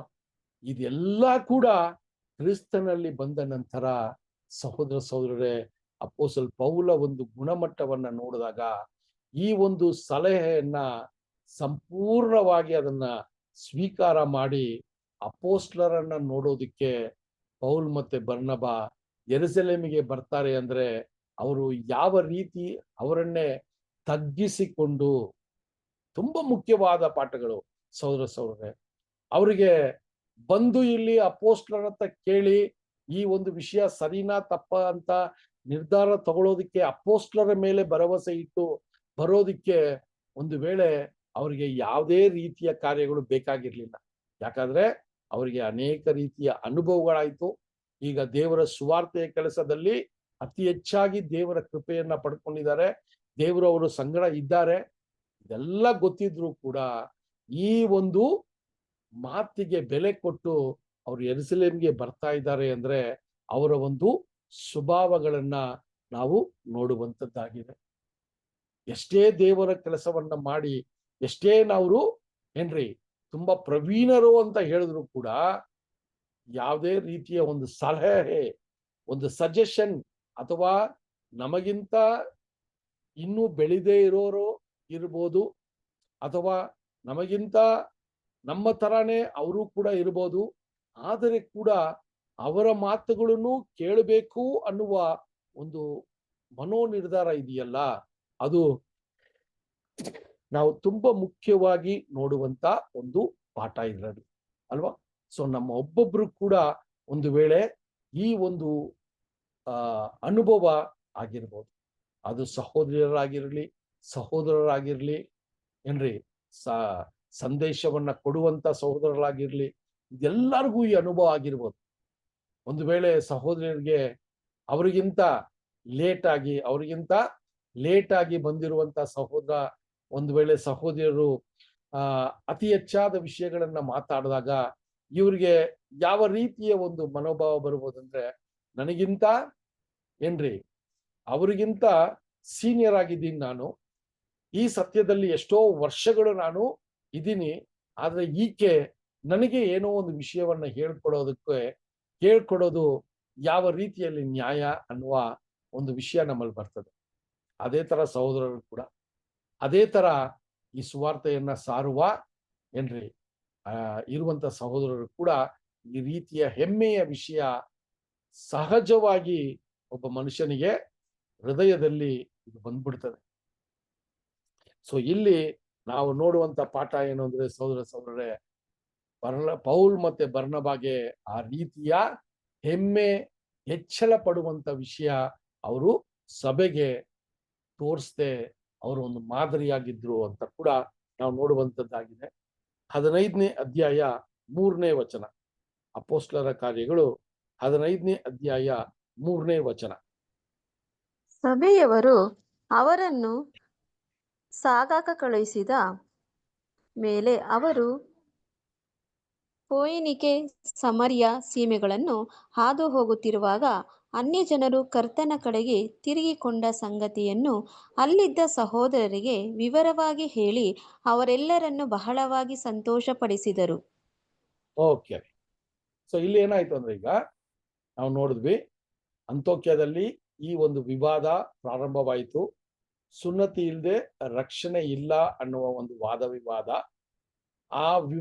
ವಿವಾದಗಳು ಹೆಚ್ಚಾಗ್ತಾ ಇದ್ದಂಗೆ ಆ ಒಂದು ಯೂದಯ ಅಥವಾ ಯೆರೂಸಲೇಮಿಂದ ಬಂದಂತ ಸಹೋದರಗಳು ಏನೊಂದು ಸಲಹೆಯನ್ನ ಕೊಟ್ರು ಅಂದ್ರೆ, ನೀವು ಈ ವಿಷಯವಾಗಿ ಅಪೊಸ್ತಲರ ಮಧ್ಯದಲ್ಲಿ ಈ ಕಾರ್ಯಗಳನ್ನ ನೀವು ಕೇಳಿ ಯಾವ ರೀತಿ ನಿಮ್ಮನ್ನ ತಿದ್ಕೋಬೇಕು ಅನ್ನುವ ಒಂದು ವಿಷಯವನ್ನ ನೀವು ಮಾಡಬೇಕು ಅಂತ ಅಲ್ಲಿ ಒಂದು ಸಲಹೆಯನ್ನ ಕೊಟ್ಟಾಗ ಪೌಲ್ ಮತ್ತೆ ಬರ್ನಬಾ ಇನ್ನೊಂದಷ್ಟು ಶಿಷ್ಯರ ಜೊತೆ ಈಗ ಯೆರೂಸಲೇಮಿಗೆ ಬರ್ತಾರೆ. ಅಪೊಸ್ತಲರ್ಸ್ ಎಲ್ಲ ಇರೋ ಜಾಗ ಯೆರೂಸಲೇಮ್. ಸೊ ಇವರು ಬರುವಾಗ ಕೂಡ ಸಹೋದರರೇ, ಇವರ ಒಂದು ಮನಸ್ಥಿತಿ ಯಾವ ರೀತಿ ಇತ್ತು ಅಂದ್ರೆ, ಇವರು ಯಾವುದೋ ಒಂದು ರೀತಿಯಲ್ಲಿ ಪ್ರಯಾಣ ಮಾಡ್ಬೇಕು. ಅದ್ರ ಕುದುರೆ ಸವಾರಿನ ಅಥವಾ ಕತ್ತೆ ಸವಾರಿನ ಅಥವಾ ಪಾದಯಾತ್ರೆನ ಗೊತ್ತಿಲ್ಲ ನಮಗೆ. ಆದ್ರೆ ಈಗ ಅಂತ್ಯೋಕ್ಯದಿಂದ ಅವರು ಯೆರೂಸಲೇಮ್ ಬರ್ಬೇಕಾದ್ರೆ ಅವರು ಸಮಾರ್ಯ ಪಟ್ಟಣವನ್ನ ದಾಟ್ಲೇಬೇಕು. ಇದು ನಮ್ಗೆ ಗೊತ್ತಿದೆ, ನೀವು ಮ್ಯಾಪ್ ಅಲ್ಲಿ ನೋಡಿದ್ರೆ ಗೊತ್ತಾಗತ್ತೆ. ಯೂದಯ ಪ್ರಾಂತ್ಯ, ಸಮಾರ್ಯ, ಅದಾದ ಮೇಲೆನೆ ಅಂತ್ಯೋಕ್ಯ ಬರುವಂತ. ಸೊ ಈಗ ಅಂತ್ಯೋಕ್ಯದಿಂದ ಜೆರೂಸಲೇಮ್ ಬರ್ಬೇಕಾದ್ರೆ ಅವರು ಏನ್ ಮಾಡಿದ್ರಂತೆ, ಅಲ್ಲಿ ಆಗ್ಲೇ ಕ್ರಿಸ್ತನನ್ನ ಸ್ವೀಕಾರ ಮಾಡಿದಂತ ಸಹೋದರಗಳು ಅಲ್ಲಿ ಪಿನಿಯಾಸ್ ಅನ್ನುವ ಪಟ್ಟಣದಲ್ಲಿದ್ರು, ಸಮಾರ್ಯ ಪಟ್ಟಣದಲ್ಲಿ ಕೂಡ ಇದ್ರು ಅಂತ ನೋಡ್ತೀವಿ. ಸೊ ಈ ಸಮಾರ್ಯ ಪಟ್ಟಣದಲ್ಲಿದ್ರು ಅಂದಾಗ ನಮ್ಗೆ ಏನಾಗ್ಬೇಕೀಗ, ಒಂದು ವಿಷಯ ಫ್ಲಾಶ್ ಆಗ್ಬೇಕು. ಏನು ಅಂದ್ರೆ, ಈ ಸಮಾರ್ಯ ಪಟ್ಟಣದಲ್ಲಿ ಸುವಾರ್ತೆಯನ್ನ ಸಾರಿದ ವ್ಯಕ್ತಿ ಫಿಲಿಪ. ಅವರು ಅಪೋಸ್ತಲಲ್ಲ, ಒಂದು ಸಾಧಾರಣವಾದ ಶಿಷ್ಯರಾಗಿದ್ರು. ಈ ಫಿಲಿಪನ ಮೂಲಕನೇ ಸಮಾರ್ಯದಲ್ಲಿ ಸುವಾರ್ತೆ ಸಾರಲ್ಪಟ್ಟಿತು. ಅನೇಕ ದಿನಗಳು, ತಿಂಗಳು, ದಿನಗಳಾದ್ಮೇಲೆ ಅಲ್ಲಿ ಸಹೋದರಗಳು ಯೇಸು ಸ್ವಾಮಿಯನ್ನ ಹಿಂಬಾಲಿಸುವ ಒಂದು ಒಂದು ಚಿಕ್ಕ ಒಂದು ಹಿಂಡಾಗಿ ಅಲ್ಲಿ ಪ್ರಾರಂಭ ಮಾಡಿದ್ರು. ಸೊ ಇವರು ಅಂತೋಕ್ಯದಿಂದ ಸಮಾರ್ಯವನ್ನ ದಾಟಿ ಯೆರೂಸಲೇಮ್ ಬರ್ಬೇಕಾದ್ರೆ ಕೂಡ ಅಲ್ಲಿ ಏನಂತ ನೋಡ್ತೀವಿ ಅಂದ್ರೆ, ಅಲ್ಲೂ ಕೂಡ ಅವರು ಟೈಮ್ ವೇಸ್ಟ್ ಮಾಡದೆ ಅಲ್ಲಿ ಪಿನಿಯಾಸ್ ಅನ್ನುವ ಒಂದು ಊರಲ್ಲಿ ಮತ್ತೆ ಸಮಾರ್ಯ ಪಟ್ಟಣಗಳಲ್ಲಿ ಅಲ್ಲಿ ಇದ್ದಂತ ಕ್ರೈಸ್ತ ಸಹೋದರ ಸಹೋದರರಿಗೆ ಯಾವ ರೀತಿ ದೇವರು ಅನ್ಯ ಜನರನ್ನ ಕೂಡ ಈ ಒಂದು ಸುವಾರ್ತೆಯನ್ನ ಅವ್ರಿಗೆ ಕೂಡ ಕೊಟ್ಟಿದ್ದಾರೆ ಅಂತ ಹೇಳುವ ಒಂದು ಸಾಕ್ಷಿಯನ್ನ ಕೊಟ್ಟಿದ್ರು. ಸೊ ಯಾಕೆ ಅಂದ್ರೆ ಸಮಾರ್ಯ ಪಟ್ಟಣ ಕೂಡ ಏನಾಗಿತ್ತು ಅಂತ ನೋಡ್ಬೇಕಾದ್ರೆ ಒಂದು ಅನ್ಯ ಜಾತಿಯ ಒಂದು ಪಟ್ಟಣವಾಗಿತ್ತು. ನಮ್ಗೆಲ್ರಿಗೂ ಗೊತ್ತು, ಸಮಾರ್ಯ ಅಂದ ತಕ್ಷಣ ಅನೇಕ ವಚನಗಳು ನಮ್ಗೆ ಏನಾಗತ್ತೆ, ನಮ್ಮ ಮನಸ್ಸಿಗೆ ಬರ್ತದೆ. ಒಂದು ಯೇಸು ಸ್ವಾಮಿ ಅವರ ಒಂದು ಪಯಣದಲ್ಲಿ ಶಿಷ್ಯರಿಗೆ ಹೇಳ್ತಾರೆ, ನೀವೆಲ್ಲಾ ಪ್ರಾಂತ್ಯಗಳಿಗೆ ಹೋಗಿ ಸಮಾರ್ಯಾಗೆ ಹೋಗ್ಬೇಡಿ ಅಂತ ಹೇಳ್ತಾರೆ. ಸೊ ಇದೆಲ್ಲ ಕೂಡ ನಮಗೆ ಈ ವಿಷಯಗಳು ನಮಗೆ ಗೊತ್ತಿರುವಂಥದ್ದು.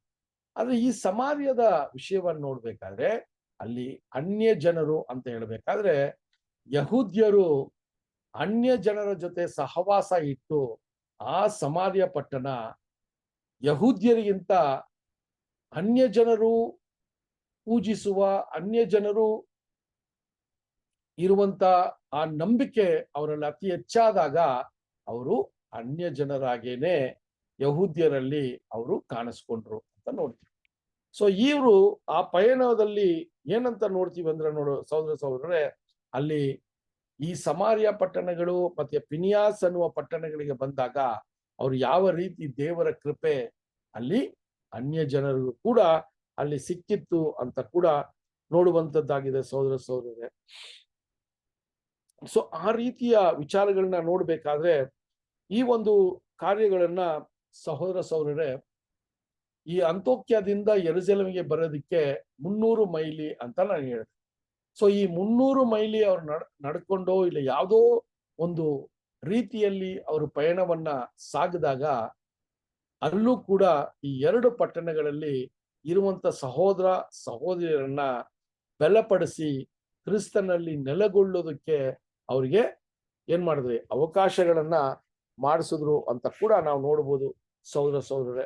ಸೊ ಆ ರೀತಿಯ ವಿಚಾರಗಳಾದಾಗ ಅಲ್ಲಿ ಆ ರೀತಿಯ ವಿಚಾರಗಳು ನಡೆದಾಗ ಸಹೋದರರೇ, ಅಲ್ಲಿ ಈಗ ಅವರು ಈ ಕೆಲಸವನ್ನ ಮಾಡಿ ಈಗ ಅವರು ಮುಂದೆ ಯೆರೂಸಲೇಮಿಗೆ ಬರೋದನ್ನ ನೋಡ್ತೀವಿ.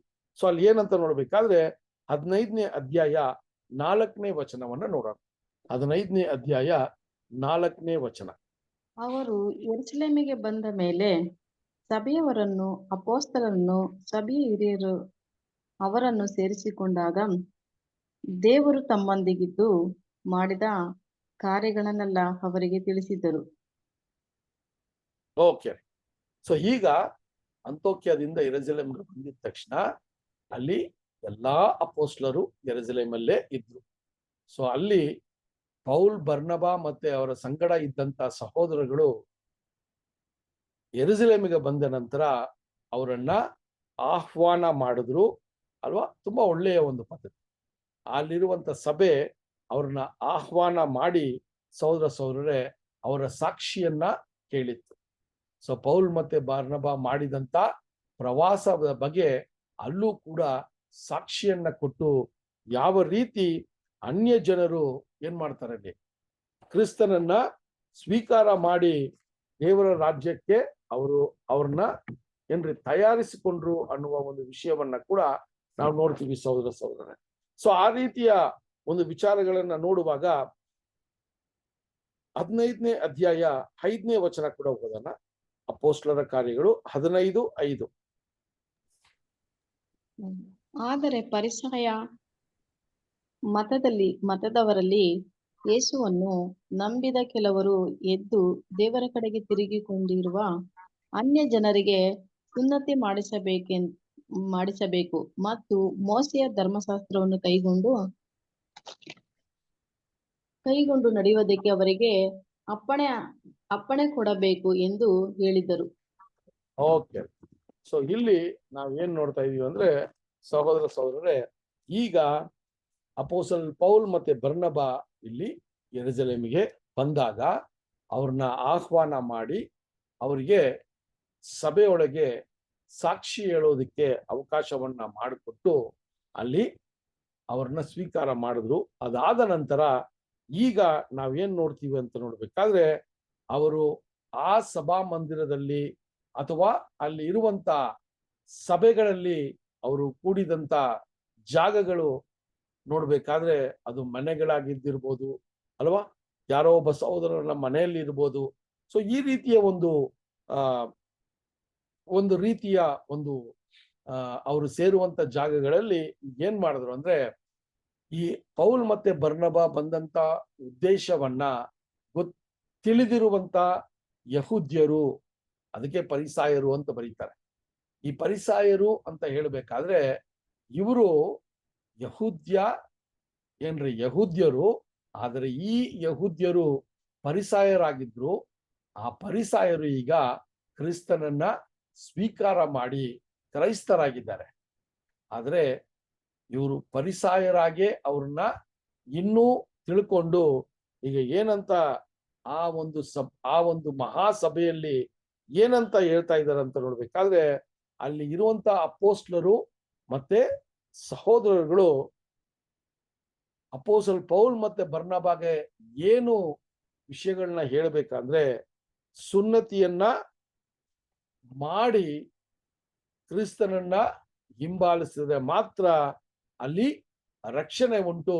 ಅದರಿಂದ ಅಪೊಸ್ತಲರು ಏನ್ ಮಾಡ್ಬೇಕಂದ್ರೆ, ಈ ಪೌಲ್ ಮತ್ತೆ ಬರ್ನಬಾಗೆ ಇದನ್ನ ಸರಿಯಾದ ರೀತಿಯಲ್ಲಿ ಹೇಳಿ ಇದನ್ನ ಸಭೆಯೊಳಗೆ ಕಾರ್ಯರೂಪಕ್ಕೆ ಬರುವಂಗೆ ಇದನ್ನ ಮಾಡಬೇಕು ಅನ್ನುವ ಒಂದು ಒತ್ತಾಯವನ್ನ ಅಲ್ಲಿ ಮಾಡುವಂತದ್ದಾಗಿದೆ ಸಹೋದರರೇ. ಸೊ ಈ ಕಾರ್ಯಗಳನ್ನ ನಾವು ನೋಡುವಾಗ ಈ ರೀತಿಯ ಒಂದು ವಿಷಯ ಅಲ್ಲಿ ನಡೆದದನ್ನ ನಾವು ನೋಡ್ತೀವಿ. ಸೊ ಇಲ್ಲಿ ಏನು ಅಂತ ನೋಡ್ಬೇಕಾದ್ರೆ, ಇಲ್ಲಿ ಯಹೂದ್ಯರು ಕ್ರೈಸ್ತರಾಗಿ ಮಾರ್ಪಡೆ ಆದ್ರೂ ಕೂಡ ಅವರ ಒಂದು ನಂಬಿಕೆ, ಅವರ ಒಂದು ವಿಶ್ವಾಸ ಯಾವುದರ ಮೇಲೆ ಇನ್ನೂ ಇತ್ತು ಅಂದ್ರೆ ಅದು ಧರ್ಮಶಾಸ್ತ್ರದ ಮೇಲೆ ಇತ್ತು. ಕ್ರಿಸ್ತನ ಒಂದು ವಿಷಯವಾಗಿ ಮೆಸಾಯ ಅಂತ ಅವ್ರನ್ನ ಸ್ವೀಕಾರ ಮಾಡಿದ್ರು ಕೂಡ ಧರ್ಮಶಾಸ್ತ್ರಕ್ಕೂ ಅಷ್ಟೇ ಪ್ರಾಮುಖ್ಯತೆಯನ್ನ ಕೊಡಬೇಕು. ಧರ್ಮಶಾಸ್ತ್ರವು ತುಂಬಾ ಕಟ್ನಿಟ್ಟಾಗಿ ಪಾಲನೆ ಮಾಡಬೇಕು ಅಂತ ಹೇಳುವ ಒಂದಷ್ಟು ಯಹೂದ್ಯರು ಅಲ್ಲಿ ಇದ್ದದ್ದನ್ನ ನಾವು ನೋಡ್ತೀವಿ ಸಹೋದರರೇ. ಸೊ ಆ ರೀತಿಯ ವಿಷಯ ಏನು ಅಂದ್ರೆ, ಇವರು ಈ ಒಂದು ಕಾರ್ಯವನ್ನ ಹೇಳೋದಿಕ್ಕೆ ಏನು ಕಾರಣ ಅಂದ್ರೆ, ಇವರು ಧರ್ಮಶಾಸ್ತ್ರದಲ್ಲಿ ಪ್ರವೀಣರು, ಇವರು ತಂದೆಯ ದೇವರು ಇವರಿಗೆ ಮಾತ್ರ ವಿಶೇಷವಾದ ಒಂದು ಸಲಹೆ, ಒಂದು ಸ್ಥಾನಮಾನವನ್ನ ದೇವರು ಕೊಟ್ಟಿದ್ದಾರೆ. ಈ ಒಂದು ಜ್ಞಾನ, ಈ ಒಂದು ಅರಿವು ನಮಗಿರೋದ್ರಿಂದ ನಾವು ಶ್ರೇಷ್ಠರು. ಸೊ ಈ ಒಂದು ನಾವು ಹೇಳೋದೇ ಸರಿ, ಧರ್ಮಶಾಸ್ತ್ರವನ್ನ ಬಿಟ್ಕೊಡಕ್ಕಾಗಲ್ಲ. ಯಾಕಂದ್ರೆ ಮೋಶೆಯ ಮೂಲಕ ಆ ಧರ್ಮಶಾಸ್ತ್ರ ಕೊಡಲ್ಪಡ್ತು. ದೇವರ ಜೊತೆ ನಾವು ಒಂದು ಸಂಬಂಧವನ್ನ ಬೆಳೆಸ್ಕೋಬೇಕಾದ್ರೆ ಈ ಸುನ್ನತಿ ಮುಖ್ಯವಾಗಿತ್ತು ಧರ್ಮಶಾಸ್ತ್ರದಲ್ಲಿ. ಅದೇ ಮುಖ್ಯತ್ವ ಕ್ರೈಸ್ತರಾದ ಮೇಲೂ ಕೂಡ ಇದು ನಾವು ಪಾಲನೆ ಮಾಡ್ಲೇಬೇಕು, ಇದನ್ನ ಬಿಡುವಂಗಿಲ್ಲ. ಸೊ ಇದನ್ನ ನೀವೇನ್ ಮಾಡ್ರಿ ಅಂದ್ರೆ, ಈ ಬಂದಿರುವಂತ ಪೌಲ್ ಮತ್ತೆ ಬರ್ನಬ ಇದನ್ನ ನಂಬ್ತಾ ಇಲ್ಲ. ಇದಕ್ಕೆ ಇವರು ಒಮ್ಮತ ಕೊಡ್ತಾ ಇಲ್ಲ. ಅಥವಾ ಇದನ್ನ ಇವರು ಅಂಗೀಕರಿಸ್ತಾ ಇಲ್ಲ. ಸೊ ಅಪೋಸ್ತಲರು ನೀವು ಯಹೂದ್ಯರಾಗಿರೋದ್ರಿಂದ ನಿಮಗೆ ಈ ಸುನ್ನತಿಯ ವಿಚಾರಗಳು ಚೆನ್ನಾಗಿ ಗೊತ್ತಿರೋದ್ರಿಂದ ನೀವು ಇವರಿಬ್ಬರಿಗೆ ಈಗ ಏನ್ ಮಾಡ್ರಿ, ಅವ್ರನ್ನ ಇದನ್ನ ನಂಬಿ ಇದನ್ನ ಸಭೆಯೊಳಗೆ ಇದನ್ನ ಅಳವಡಿಸೋಕೆ ನೀವು ಹೇಳ್ರಿ ಅಂತ ಹೇಳುವ ಒಂದು ದೂರನ್ನ ಅಲ್ಲಿ ಕೊಡೋದನ್ನ ನಾವು ನೋಡ್ತೀವಿ ಸಹೋದರರೇ. ಸೊ ಈ ಒಂದು ವಿಷಯ ನಾವು ನೋಡ್ಬೇಕಾದ್ರೆ ಇವರು ಈ ಒಂದು ಯಹೂದ್ಯ ಕ್ರೈಸ್ತರು ತಮ್ಮನ್ನೇ ಶ್ರೇಷ್ಠರು ಅಂತ ಅಲ್ಲಿ ಆವಾಗ್ಲೇನೆ ಕೂಡ ಏನ್ ಮಾಡ್ತಾರಂತೆ, ಅವರ ಆ ಉನ್ನತ ಸ್ಥಾನದಲ್ಲಿ ಅವ್ರನ್ನ ನೋಡಿ ಈ ಒಂದು ಅನ್ಯ ಜನರನ್ನ ಇನ್ನೂ ಅವರು ಸಂಪೂರ್ಣವಾಗಿ ಸ್ವೀಕಾರ ಮಾಡೋದಕ್ಕೆ ಅವರು ಮುಂದೆ ಬಂದಿಲ್ಲ ಅಂತ ನೋಡ್ತೀವಿ. ಅದು ಮಾತ್ರವಲ್ಲ ಸಹೋದರರೇ, ಇಲ್ಲಿ ಮೋಶೆಯ ಧರ್ಮಶಾಸ್ತ್ರದ ಮೂಲಕ ಯಾವ ರೀತಿ ಅಲ್ಲಿ ಏನಾಗಿತ್ರಿ, ಒಂದು ಸುನ್ನತಿ ಬೇಕಾಗಿತ್ತು ಅಂತ ಕೂಡ ನಾವು ನೋಡ್ತೀವಿ ಸಹೋದರರೇ. ಈ ಸುನ್ನತಿ ನಾವು ನೋಡಿದಾಗ ಧರ್ಮಶಾಸ್ತ್ರದಲ್ಲಿ ಒಂದು ಗಂಡು ಮಗು ಹುಟ್ಟಿ 8ನೇ ದಿನದಲ್ಲಿ ಈ ಸುನ್ನತಿ ಮಾಡಬೇಕು ಅನ್ನುವ ಒಂದು ಪದ್ಧತಿ ಅಥವಾ ದೇವರ ಒಂದು ಧರ್ಮಶಾಸ್ತ್ರದಲ್ಲಿ ಇದು ಕೊಡಲ್ಪಟ್ಟಿತ್ತು ಅಂತ ನೋಡ್ತೀವಿ. ಸೊ ಆ ರೀತಿಯ ಒಂದು ವಿಚಾರಗಳನ್ನ ಈ ಯಹೂದ್ಯರು ಪಾಲನೆ ಮಾಡ್ಕೊಂಡೇ ಬಂದ್ರು. ಕ್ರೈಸ್ತರಾದ್ಮೇಲೂ ಕೂಡ ಇದರ ಮೇಲೇನೆ ನಂಬಿಕೆ ಇತ್ತು. ಇದು ಇಲ್ಲದೆ ನಾವು ದೇವರನ್ನ ನಾವು ಮೆಚ್ಚಿಸಕ್ಕಾಗಲ್ಲ, ನಮ್ಮ ರಕ್ಷಣೆಯನ್ನ ನಾವು ಕಳ್ಕೋತೀವಿ ಅನ್ನುವ ಭಯ ಇನ್ನೂ ಅವ್ರನ್ನ ಕಾಡ್ತಾ ಇತ್ತು ಅಂತ ನೋಡ್ತೀವಿ ಸಹೋದರರೇ. ಸೊ ಆ ರೀತಿಯ ವಿಚಾರಗಳನ್ನ ನೋಡ್ಬೇಕಾದ್ರೆ ಈ ಒಂದು ವಿಷಯದಲ್ಲಿ ನಾವು ನೋಡ್ಬೇಕಾದ್ರೆ ಸಹೋದರರೇ, ಈ ಒಂದು ಸುನ್ನತಿಯ ವಿಚಾರವನ್ನ ನಾವು ದೀಕ್ಷಾ ಸ್ಥಾನಕ್ಕೆ ಹೋಲಿಕೆ ಮಾಡಿ ನೋಡುವಾಗ ಇಲ್ಲೂ ಕೂಡ ನಾವು ಏನಂತ ನೋಡ್ಬೋದು ಅಂದ್ರೆ, ಈ ಒಂದು ಆಚೆ ಶಾರೀರಿಕವಾಗಿ ಮಾಡುವಂತ ಸುನ್ನತಿ ಇದು ಎಷ್ಟು ಮುಖ್ಯವಾದದ್ದು ಮತ್ತು ಇದು ಎಷ್ಟು ರಕ್ಷಣೆಗೆ ಬೇಕಾಗಿರುವಂಥದ್ದು ಅಂತ ಕೂಡ ನಮಗೆ ಗೊತ್ತಿದೆ. ಅದೇ ರೀತಿ ಆದಿ ಸಭೆಯಲ್ಲಿ ಇನ್ನೊಂದು ವಿಷಯವನ್ನ ಕೂಡ ನಾವು ನೋಡ್ಬೋದು. ಏನು ಅಂತ ನೋಡ್ಬೇಕಾದ್ರೆ, ಈ ಒಂದು ನೀರಿನಲ್ಲಿ ಮುಳುಗಿ ಎದ್ದೇಳುವ ದೀಕ್ಷಾ ಸ್ಥಾನ ಕೂಡ ಅವರು ಯಾವ ರೀತಿ ಒಂದು ವಿಷಯವಾಗಿ ತಂದ್ಬಿಟ್ರು ಅಂದ್ರೆ, ಮನಸ್ಸು ಯಾವುದೇ ರೀತಿಯಾಗಿರ್ಲಿ, ಮನಸ್ಸು ಯಾವುದೇ ಒಂದು ನಂಬಿಕೆಯಲ್ಲಿರ್ಲಿ, ಒಬ್ಬ ವ್ಯಕ್ತಿ ನೀರೊಳಗೆ ಮುಳುಗಿ ಅವನು ದೀಕ್ಷಾ ಸ್ಥಾನ ತಗೋಬಿಟ್ರೆ ಅವರು ದೇವರಿಂದ ಸ್ವೀಕಾರ ಮಾಡುವಂತ ವ್ಯಕ್ತಿಯಾಗಿದ್ದಾರೆ ಅಂತ ಈ ಒಂದು ವಿಷಯ ಕೂಡ ಅಲ್ಲಿ ಆದಿ ಸಭೆಯಲ್ಲಿ ಅತಿ ಹೆಚ್ಚಾದ ಒಂದು ಪ್ರಾಮುಖ್ಯವನ್ನ ಕೊಟ್ಟಿತ್ತು ಅಲ್ವಾ. ಸೊ ಇದು ಈ ಒಂದು ಕ್ರೈಸ್ತರ ಈ ಒಂದು ಸಭೆಯ ಕಾಲ ಸಮಯದಲ್ಲಿ ನೋಡ್ಬೇಕಾದ್ರೆ ಈ ಸುನ್ನತಿ ಯಾವ ರೀತಿ ಒಂದು ಪ್ರಥಮವಾದ ಒಂದು ನಿಯಮ ದೇವರಿಂದ ಅಂತ ಯಹೂದ್ಯ ಕ್ರೈಸ್ತರು ಪಾಲನೆ ಮಾಡೋದಕ್ಕೆ ಅಲ್ಲಿ ಒತ್ತಾಯ ಮಾಡಿದ್ರು, ಅದೇ ರೀತಿ ಈ ಸಭೆಯ ಕಾಲ ಸಮಯದಲ್ಲಿ ನೋಡ್ಬೇಕಾದ್ರೆ ಈ ನೀರಿನ ದೀಕ್ಷಾ ಸ್ಥಾನವು ಎಷ್ಟು ಪ್ರಾಮುಖ್ಯ ಅಂತ ನಾವು ನೋಡ್ಬೇಕಾದ್ರೆ ಅಲ್ಲಿ ಅನೇಕ ಪಂಗಡಗಳು ಇದರ ಮೇಲೇನೆ ಅವರು ನಂಬಿಕೆಯನ್ನ ಇಟ್ಟಿದ್ರು. ಈ ಬ್ಯಾಪ್ಟಿಸ್ಟ್ ಅಂತ ನೋಡ್ತೀವಿ ಅಲ್ವಾ. ಸೊ ಇವರೆಲ್ಲ ಏನು ಅಂದ್ರೆ, ಈ ಆಚೆ ಶಾರೀರಿಕವಾಗಿ ಒಬ್ಬ ವ್ಯಕ್ತಿ ನೀರೊಳಗೆ ಮುಳುಗಿ ಎದ್ದ ನಂತರ ಅವರು ದೇವರಿಗೆ ಮಗನಾಗಿ ಮಗಳಾಗಿ ಸ್ವೀಕಾರ ದೇವರು ಮಾಡ್ತಾರೆ ಅನ್ನೋದನ್ನ ಅದು ಅತಿ ಹೆಚ್ಚಾದ ಪ್ರಾಮುಖ್ಯತೆ ಕೊಟ್ಟರು.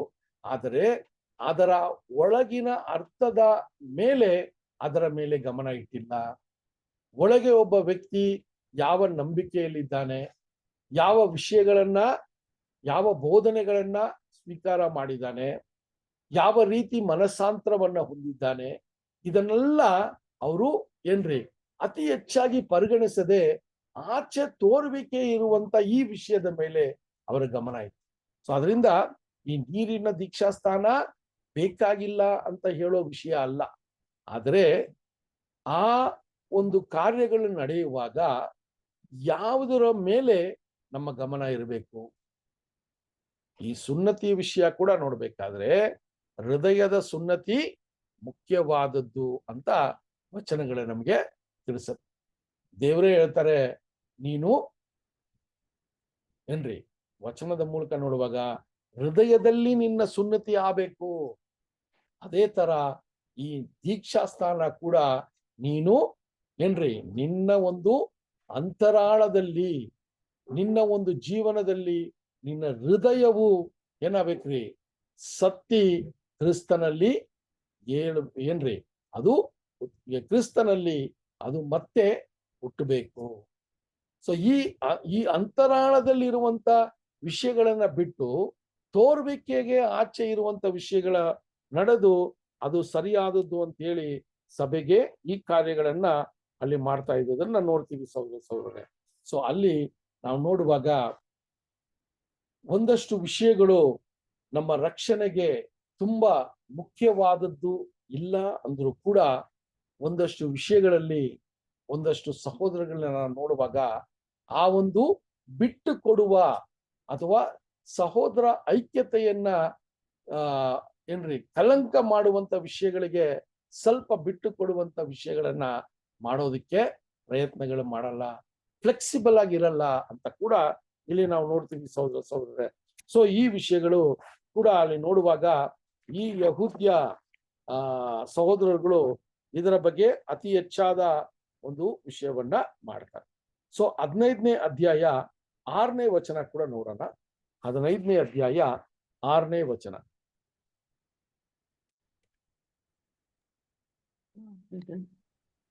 ಅಪೊಸ್ತಲರು ಸಭೆಯ ಹಿರಿಯರು ಈ ವಿಷಯವನ್ನು ಕುರಿತು ಆಲೋಚಿಸುವುದಕ್ಕೆ ಕೂಡಿ ಬಂದಿರುವಾಗ ಬಹು ವಿವಾದ ನಡೆದ ಮೇಲೆ ಪೇತ್ರನು ಎದ್ದು ಓದಿ ಸಿಸ್ಟರ್, ಕಂಪ್ಲೀಟ್ ಮಾಡಿ. ಪೇತ್ರನು ಎದ್ದು ಅವರಿಗೆ, ಸಹೋದರರೇ, ಅನ್ಯ ಜನರು ನನ್ನ ಬಾಯಿಂದ ಸುವಾರ್ತೆಯ ವಾಕ್ಯವನ್ನು ಕೇಳಿ ನಂಬಬೇಕೆಂದು ದೇವರು ಬಹಳ ದಿವಸಗಳ ಕೆಳಗೆ ನಿಮ್ಮೊಳಗಿಂದ ನನ್ನನ್ನು ಆರಿಸಿಕೊಂಡದ್ದು ನಿಮಗೆ ತಿಳಿದದೆ. ಓಕೆ. ಸೊ ಇಲ್ಲಿ ಈಗ ಏನಾಗತ್ತೆ ಅಂದ್ರೆ ಆ ಒಂದು ಮಹಾಸಭೆ, ಅಲ್ಲಿ ಒಂದು ಮಹಾಸಭೆ ಉಂಟಾಗತ್ತೆ. ಆ ಮಹಾಸಭೆಯಲ್ಲಿ ನಾವು ನೋಡುವಾಗ ಅಪೋಸ್ಲರು, ಅಲ್ಲಿರುವಂತ ಸಹೋದರಗಳು, ಅಲ್ಲಿರುವಂತ ಎಲ್ಡರ್ಗಳು ಯೆರೂಸಲೇಮಲ್ಲಿ, ಅದು ಮಾತ್ರವಲ್ಲ ಈ ಒಂದು ಯಹೂದ್ಯ ಕ್ರೈಸ್ತರು ಯಾರು ಸುನ್ನತಿ ತುಂಬಾ ಮುಖ್ಯ ಅಂತ ಹೇಳುವ ಒಂದು ಕೂಟ, ಒಂದು ಅವರ ಒಂದು ಗುಂಪು. ಅದಾದ ನಂತರ ಪೌಲ್ ಮತ್ತೆ ಬರ್ನಬಾ ಮತ್ತೆ ಅವರ ಸಂಗಡ ಬಂದಂತ ಸಹೋದರಗಳು, ಇಷ್ಟು ಜನರ ಒಂದು ಮಹಾಸಭೆ ಅಲ್ಲಿ ನಡೀತದೆ. ಆ ಮಹಾಸಭೆ ಪ್ರಾರಂಭವಾದಾಗ ಸಹೋದರರೇ ನಾವ್ ಏನಂತ ನೋಡ್ತೀವಿ ಅಂದ್ರೆ ಒಂದು ವಿಷಯವನ್ನ ಇಲ್ಲಿ ನಮಗೆ ತಿಳಿಸ್ತಾರೆ. ಏನು ಅಂದ್ರೆ ಯೆರೂಸಲೇಮಲ್ಲಿ ಇದ್ದಂತ ಸಭಿಕರು ಎಲ್ಲರನ್ನ ಈ ಒಂದು ಮಹಾಸಭೆಗೆ ಕರೆದಿಲ್ಲ. ಇದೆಲ್ಲ ನಾವು ಸ್ವಲ್ಪ ಗಮನ ಕೊಡ್ಬೇಕು ಅಲ್ವಾ. ಈ ಒಂದು ಮಹಾಸಭೆ ಯೆರೂಸಲೇಮ್ ಪಟ್ಟಣದಲ್ಲಿ ಇದ್ದಂತ ಏನ್ರಿ ಸಭೆಯೊಳಗೆ ನಡೆದಿಲ್ಲ. ಇದಕ್ಕೆ ವಿಶೇಷವಾಗಿ ಏನ್ರಿ ಒಂದಷ್ಟು ಸಹೋದರಗಳು ಯಾರು ಅವರು ದೇವ ವಾಕ್ಯದಲ್ಲಿ ಪ್ರವೀಣರಾಗಿದ್ರು ಅಂತವರು ಮಾತ್ರನೇ ಇಲ್ಲಿ ಆಹ್ವಾನವನ್ನ ಕೊಟ್ಟು ಈ ಚರ್ಚೆಗೆ ಒಳಪಡಿಸಿದ್ರು. ತುಂಬಾ ಮುಖ್ಯವಾದದ್ದು. ಎಲ್ಲಾ ವಿಷಯಗಳನ್ನ ನಾವು ಸಭೆಯೊಳಗೆ ಒಂದಷ್ಟು ವಿಷಯಗಳನ್ನ ನಾವು ವ್ಯಕ್ತಪಡಿಸಕ್ ಹೋದಾಗ ಅಲ್ಲಿ ಬೆಳವಣಿಗೆಯ ಕೊರತೆ ಅಥವಾ ಹೊಸದಾಗಿ ಬಂದಿರುವಂತ ಸಹೋದರಗಳಿರ್ಬೋದು, ಸಹೋದರಿಗಳಿರ್ಬೋದು, ಇನ್ನೂ ಒಂದಷ್ಟು ಜನ ಸತ್ಯದ ಒಂದು ಸಂಪೂರ್ಣವಾದ ವಿವರ ಗೊತ್ತಿಲ್ಲದೆ ಇರುವಂತರಾಗಿರ್ಬೋದು, ಸಭೆಯೊಳಗೆ ಯೌವನಸ್ಥರಾಗಿರ್ಬೋದು. ಸೊ ಇವರೆಲ್ಲ ಕೂಡ ಸಭೆಯೊಳಗೆ ಇದ್ದಾಗ ಈ ಒಂದು ಪ್ರಶ್ನೆ, ಈ ಒಂದು ಪ್ರಾಬ್ಲಮ್ನ ಸಭೆಯೊಳಗೆ ತಂದಿಟ್ಬಿಟ್ರೆ ಅಲ್ಲಿ ಏನ್ರಿ ನಂಬಿಕೆ ವಿಶ್ವಾಸದಿಂದ ಬೀಳುವ ಸಹೋದರಗಳಿರ್ತಾರೆ ಅಲ್ವಾ, ಅಥವಾ ಈ ಒಂದು ನಂಬಿಕೆಯಿಂದ ಅವರು ಹಿಂಜರಿಯುವ ಸಹೋದರಗಳಿರ್ಬೋದು. ಅದರಿಂದ ಇಲ್ಲಿ ನಾವು ಏನ್ ನೋಡ್ತೀವಿ ಅಂದ್ರೆ ಆದಿ ಸಭೆಯಲ್ಲಿ ಕೂಡ ಅವರು ಎಷ್ಟು ಜ್ಞಾನದಿಂದ ಈ ವಿಷಯಗಳನ್ನ ಮಾಡಿದ್ರು ಅಂತ ನಾವು ನಮ್ಮ ಮನಸ್ಸಿಗೆ ತಂದ್ಕೋಬೇಕು.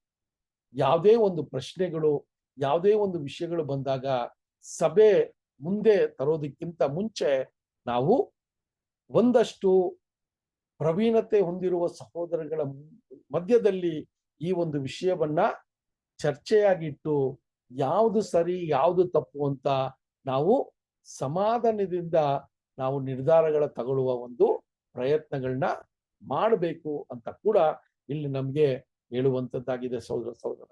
ಸೊ ಅಲ್ಲಿ ಸಹೋದರರೇ ಅಲ್ಲಿ ಹೇಳುವಾಗ ಈಗ ಆ ಮಹಾಸಭೆ ಪ್ರಾರಂಭವಾಗತ್ತೆ. ಅಲ್ಲಿ ನಾವು ನೋಡುವಾಗ ಅನೇಕ ವಾದ ವಿವಾದಗಳು ನಡೀತದೆ. ಸುನ್ನತಿ ಬೇಕು ಅನ್ನುವ ವಾದ ವಿವಾದ ನಡೀತದೆ.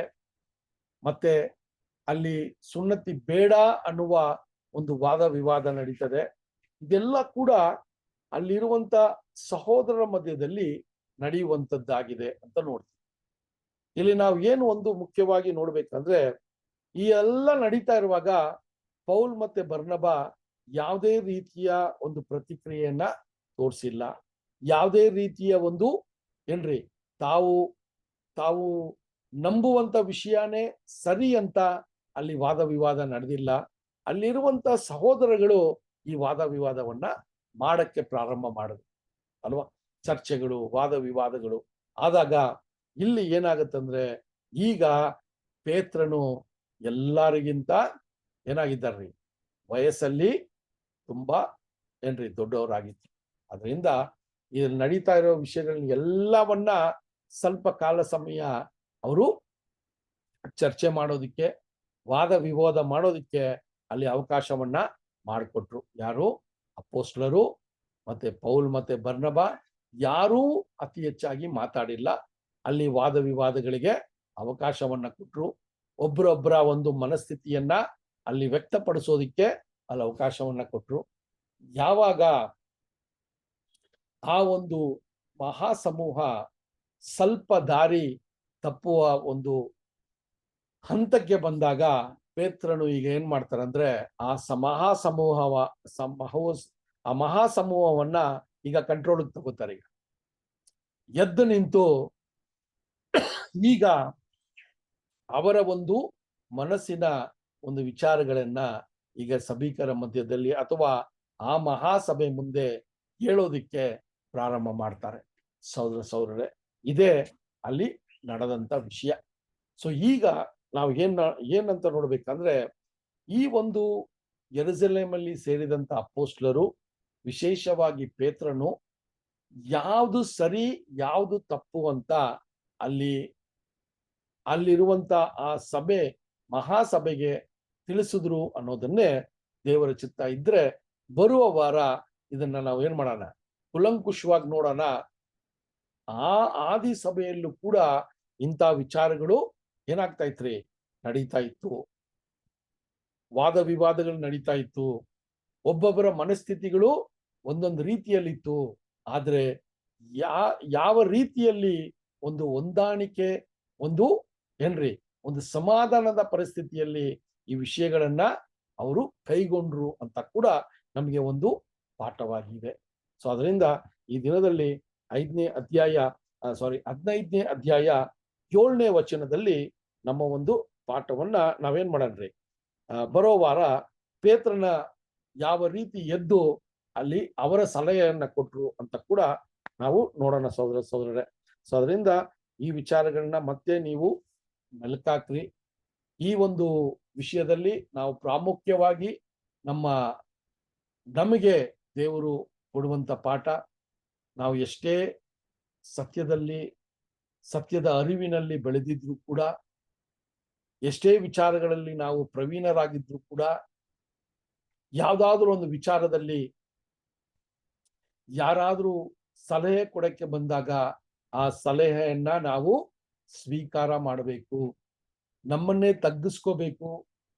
ನಾವು ಸಮಾಧಾನದಿಂದ ಆ ಸಲಹೆಯನ್ನ ಕೇಳಿ ಅವರು ಸರಿಯಾಗಿದ್ದಾಗ ಪಕ್ಷದಲ್ಲಿ ಅದನ್ನು ನಮ್ಮ ಜೀವನದಲ್ಲಿ ಅಳವಡಿಸ್ಕೋಬೇಕು. ಇದೇ ನಾವು ಬರ್ನಬ ಮತ್ತೆ ಪೌಲಿಂದ ನಾವು ಕಲಿಯುವಂತ ವಿಷಯ ಸಹೋದರರೇ ಅಲ್ವಾ. ಸೊ ಅವರ ಒಂದು ಅನುಭವಕ್ಕೆ ಯಾರಿಗೂ ಅವರು ಕೇಳುವ ಪರಿಸ್ಥಿತಿ ಇರಕ್ಕಿರ್ಲಿಲ್ಲ ಅಲ್ವಾ. ಒಂದು ಸಾಧಾರಣವಾಗಿ ಲೋಕದ ಮನಸ್ಥಿತಿಯಲ್ಲಿ ಈ ವಿಷಯಗಳನ್ನ ನೋಡುವಾಗ ಪೌಲ್ ಮತ್ತೆ ಬರ್ನಬ ಹೇಳಿರ್ಬೋದು, ಅವರು ಯಾರು ನನಗೆ ಈ ವಿಷಯಗಳ ಬಗ್ಗೆ ನನಗೆ ತಿಳಿಸೋದಕ್ಕೆ. ನನಗೆ ತಂದೆಯಾದ ದೇವರು ಈ ಅರೇಬಿಯಾದಲ್ಲಿ 3 ವರ್ಷ ಕಾಲ ನನ್ನ ಸಂಗಡ ದೇವರು ಮಾತಾಡಿ ನನಗೆ ಅನೇಕ ಗೂಢಾಚಾರಗಳನ್ನ ಹೇಳಿದಾರಲ್ಲ, ಇವರನ್ನ ಹೋಗಿ ನಾನು ಮಾತನಾಡೋದಕ್ಕೆ ಅದು ಎಷ್ಟು ಸರಿ ಅಂತ ಅಪೊಸ್ತಲ ಪೌಲ್ ಏನಾಗಿರ್ಬೋದ್ರಿ? ಲೋಕದ ಮನಸ್ಥಿತಿ ಇದ್ರೆ ಹಿಂಗೆ ಅವರು ಯೋಚನೆ ಮಾಡಿರ್ಬೋದು. ಆದ್ರೆ ದೇವರ ಆತ್ಮ ಭರಿತರಾಗಿರೋದ್ರಿಂದ ಅವರು ತಮ್ಮನ್ನೇ ತಗ್ಗಿಸಿಕೊಂಡು ಅವರು ಯೆರೂಸಲೇಮ್ ಪಟ್ಟಣಕ್ಕೆ ಬಂದು ಅಪೋಸ್ಟ್ಲರು ಯಾವ ರೀತಿಯ ಸಲಹೆ ಕೊಡ್ತಾರೆ ಅಂತ ಅಲ್ಲಿ ಬರ್ತಾರಲ್ಲ, ಅದು ನಾವು ಮುಖ್ಯವಾಗಿ ನೋಡುವಂತ ಮನಸ್ಥಿತಿ. ನಾವೊಬ್ಬೊಬ್ರು ಕೂಡ ಈ ಸತ್ಯದ ಬೆಳಕಿನಲ್ಲಿ ಬಂದ ನಂತರ ನಮಗೆ ದೇವರು ದಿನ ದಿನ ನಮ್ಮ ಅರಿವನ್ನ ಹೆಚ್ಚಿಸ್ತಾನೇ ಇದ್ದಾರೆ. ದೇವರ ಸತ್ಯದ ಒಂದು ಬೆಳಕನ್ನ ದಿನ ದಿನ ಹೆಚ್ಚಿಸ್ತಾ ಇದ್ದಾರೆ. ದೇವರ ಅರಿವು ನಮ್ಮಲ್ಲಿ ಬೆಳಿತಾನೆ ಇದೆ. ಆದ್ರೆ ನಾವು ಆ ಅರಿವನ್ನ ಪಡ್ಕೊಂಡಿರೋರು ಕ್ರಿಸ್ತನ ಸ್ವರೂಪದಲ್ಲಿ ನಾವು ಬದಲಾವಣೆ ಆದರೆ ಮಾತ್ರ, ದೇವರ ಆತ್ಮವು ನಮ್ಮಲ್ಲಿ ಇದ್ರೆ ಮಾತ್ರ ನಾವು ಅದಕ್ಕೆ ಆದಂತ ಗುಣಗಳನ್ನ ತೋರಿಸೋದಿಕ್ಕೆ ಸಾಧ್ಯ ಆಗತ್ತೆ ಸಹೋದರ. ಅದರಿಂದ ಈ ವಿಚಾರಗಳ ಮೇಲೆ ಗಮನ ಇರಲಿ. ದೇವರು ಬರುವಂತ ವಾರ ಪೇತ್ರನ ಮೂಲಕ ಯಾವುದು ಸರಿ ಯಾವುದು ತಪ್ಪು ಅನ್ನುವ ಒಂದು ನಿರ್ಧಾರವನ್ನ ಯೆರೂಸಲೇಮ್ ಸಭೆಗೆ ಅವರು ತಿಳಿಸ್ತಾರೆ ಅಂತ ಹೇಳಿ ನಾವು ಮುಂದಿನ ವಾರದಲ್ಲಿ ನೋಡೋಣ. ದೇವರು ಈ ವಾಕ್ಯಗಳನ್ನ ಆಶೀರ್ವದಿಸ್ಲಿ. ನಾವು 14ನೇ ಅಧ್ಯಾಯದಿಂದ ಪ್ರಾರಂಭ ಮಾಡಿದ್ವಿ. 14ನೇ ಅಧ್ಯಾಯ 26ನೇ ವಚನದಿಂದ 15ನೇ ಅಧ್ಯಾಯ 7ನೇ ವಚನ ಬರುವಂತ ವಾರದಲ್ಲಿ ನಾವು 7ನೇ ವಚನದಿಂದ ವಿಷಯಗಳನ್ನ ನಾವು ಪ್ರಾರಂಭ ಮಾಡೋಣ. ದೇವರು ಈ ವಾಕ್ಯಗಳನ್ನ ಆಶೀರ್ವದಿಸ್ಲಿ. ಮತ್ತೆ ನೀವು ಈ ಪಾಠ ಆದ ನಂತರ ನೀವು ಈ ವಚನಗಳನ್ನ ಇನ್ನೊಂದ್ಸರಿ ಓದಿದಾಗ ಒಂದಷ್ಟು ಪ್ರಶ್ನೆಗಳು ಬರ್ಬೋದು, ಒಂದಷ್ಟು ವಿಷಯಗಳನ್ನ ದೇವರು ನಿಮ್ಗೆ ನೀವು ಎಷ್ಟು ದೇವರ ಹತ್ರ ದೇವರ ವಾಕ್ಯಗಳನ್ನ ಇನ್ನೂ ನಾನು ಅರ್ಥ ಮಾಡ್ಕೋಬೇಕು ಅನ್ನುವ ಒಂದು ವಿಚಾರವಾಗಿ ದೇವರ ಹತ್ರ ನಾವು ಬೇಡ್ಕೊಂಡಾಗ ನಿಜವಾಗ್ಲೂ ಇದು ಒಂದಷ್ಟು ಜನಕ್ಕೆ ಮಾತ್ರ ವಿಶೇಷವಾಗಿ ಕೊಡುವಂತ ದೇವರಲ್ಲ. ಯಾರೆಲ್ಲ ಸಂಪೂರ್ಣವಾದ ಹೃದಯದಿಂದ ದೇವರ ಒಂದು ಯೋಜನೆಯ ಬಗ್ಗೆ ಇನ್ನೂ ನಾನು ತಿಳ್ಕೋಬೇಕು, ನನ್ನ ವಿಶ್ವಾಸದಲ್ಲಿ ಇನ್ನೂ ಸ್ಥಿರವಾಗಿರ್ಬೇಕು ಅಂತ ಯಾರೆಲ್ಲ ದೇವರಲ್ಲಿ ಮನವಿ ಮಾಡ್ತೀವೋ ಎಲ್ರಿಗೂ ದೇವ್ರು ಏನ್ ಮಾಡ್ತಾರೆ? ಕೊಡ್ತಾರೆ ಈ ಜ್ಞಾನವನ್ನು. ಇದನ್ನ ನಮ್ಮ ಮನಸ್ಸಲ್ಲಿ ಇಟ್ಕೊಳ ಅಲ್ವಾ? ಯಾರೋ ವಿಶೇಷವಾದ ವ್ಯಕ್ತಿಗಳಿಗೆ ಮಾತ್ರ ಈ ಗೂಢಾಚಾರದ ವಚನಗಳನ್ನ ತಿಳಿಸಿ ಹೇಳೋದಿಕ್ಕೆ ದೇವರು ಅವ್ರನ್ನ ಯೂಸ್ ಮಾಡ್ತಾರೆ ಅನ್ನೋದಲ್ಲ. ಯಾರೆಲ್ಲ ಮನಪೂರ್ವಕವಾಗಿ ಸಮರ್ಪಣೆಯ ಒಂದು ವಿಚಾರದಲ್ಲಿ ಅವರು ಹೆಚ್ಚಾಗಿ ಬೆಳೆಯೋದಿಕ್ಕೆ, ಸಮರ್ಪಣೆಯ ಸಂಪೂರ್ಣತೆಯಲ್ಲಿ ಬೆಳೆಯೋದಿಕ್ಕೆ ಅವರ ಒಂದು ಆಸಕ್ತಿ ಇದೆಯೋ ಅಂತವರಿಗೆ ದೇವರು ನಿಜವಾಗ್ಲೂ ಆ ಒಂದು ದೇವರ ವಾಕ್ಯವನ್ನ ತಿಳ್ಕೊಳ್ಳೋದಿಕ್ಕೆ ಅವ್ರಿಗೂ ಕೂಡ ಆ ಜ್ಞಾನವನ್ನ ಕೊಡ್ತಾರೆ ಅನ್ನುವ ಒಂದು ನಂಬಿಕೆ ನಮ್ಮಲ್ಲಿ ಯಾವಾಗ್ಲೂ ಇರಬೇಕು ಸಹೋದರ. ಅದರಿಂದ ಈ ವಿಚಾರಗಳನ್ನ ನಿಮ್ಮ ಮನಸ್ಸಲ್ಲಿ ಇಟ್ಕೊಳ್ಳಿ. ದೇವರ ಚಿತ್ತ ಇದ್ರೆ ಬರುವಂತ ಒಂದು ವಾರದಲ್ಲಿ ಕೂಡ ನಾವು ಈ ಪಾಠವನ್ನ ಮುಂದುವರಿಸೋಣ. ದೇವರು ಈ ವಾಕ್ಯಗಳನ್ನ ಆಶೀರ್ವದಿಸ್ಲಿ. ಬಂದು ಈ ಒಂದು ಐಕ್ಯತೆಗೆ, ಈ ಒಂದು ಕೂಟಕ್ಕೆ ಬಂದಂತ ಎಲ್ಲಾ ಸಹೋದರರಿಗೆ ನನ್ನ ಧನ್ಯವಾದಗಳನ್ನ ತಿಳಿಸ್ಕೊತೀನಿ. ಈ ಒಂದು ಕೂಟಕ್ಕೆ ಅಂತ್ಯವಾಗಿ ದೇವರು ನಮ್ಮ ಜೊತೆ ಇದ್ದು ನಮ್ಮ ಮನೋನೇತ್ರಗಳನ್ನ ತೆರೆದು ನಮ್ಮಲ್ಲಿ ಇನ್ನೂ ಹೆಚ್ಚಾದ ಹುಮ್ಮಸ್ಸು ಮತ್ತೆ ಛಲವನ್ನ ಈ ದಿನದಲ್ಲಿ ಕೊಟ್ಟು ನಮ್ಮನ್ನ ನಡೆಸಿದ್ದಕ್ಕೋಸ್ಕರ ದೇವರಿಗೆ ನಾವೊಂದು ಪ್ರಾರ್ಥನೆಯ ಮೂಲಕ ನಾವು ದೇವರಿಗೆ ಕೃತಜ್ಞತೆಯನ್ನು ಸಲ್ಲಿಸೋಣ. ನಮ್ಮ ಮಧ್ಯದಲ್ಲಿರುವ ಸಹೋದರ ರವಿ ಬ್ರದರು ಪ್ರಾರ್ಥನೆ ಮಾಡಬೇಕು ಅಂತ ಕೇಳ್ಕೊತೀನಿ. ಸಹೋದರ ರವಿ ಬ್ರದರ್.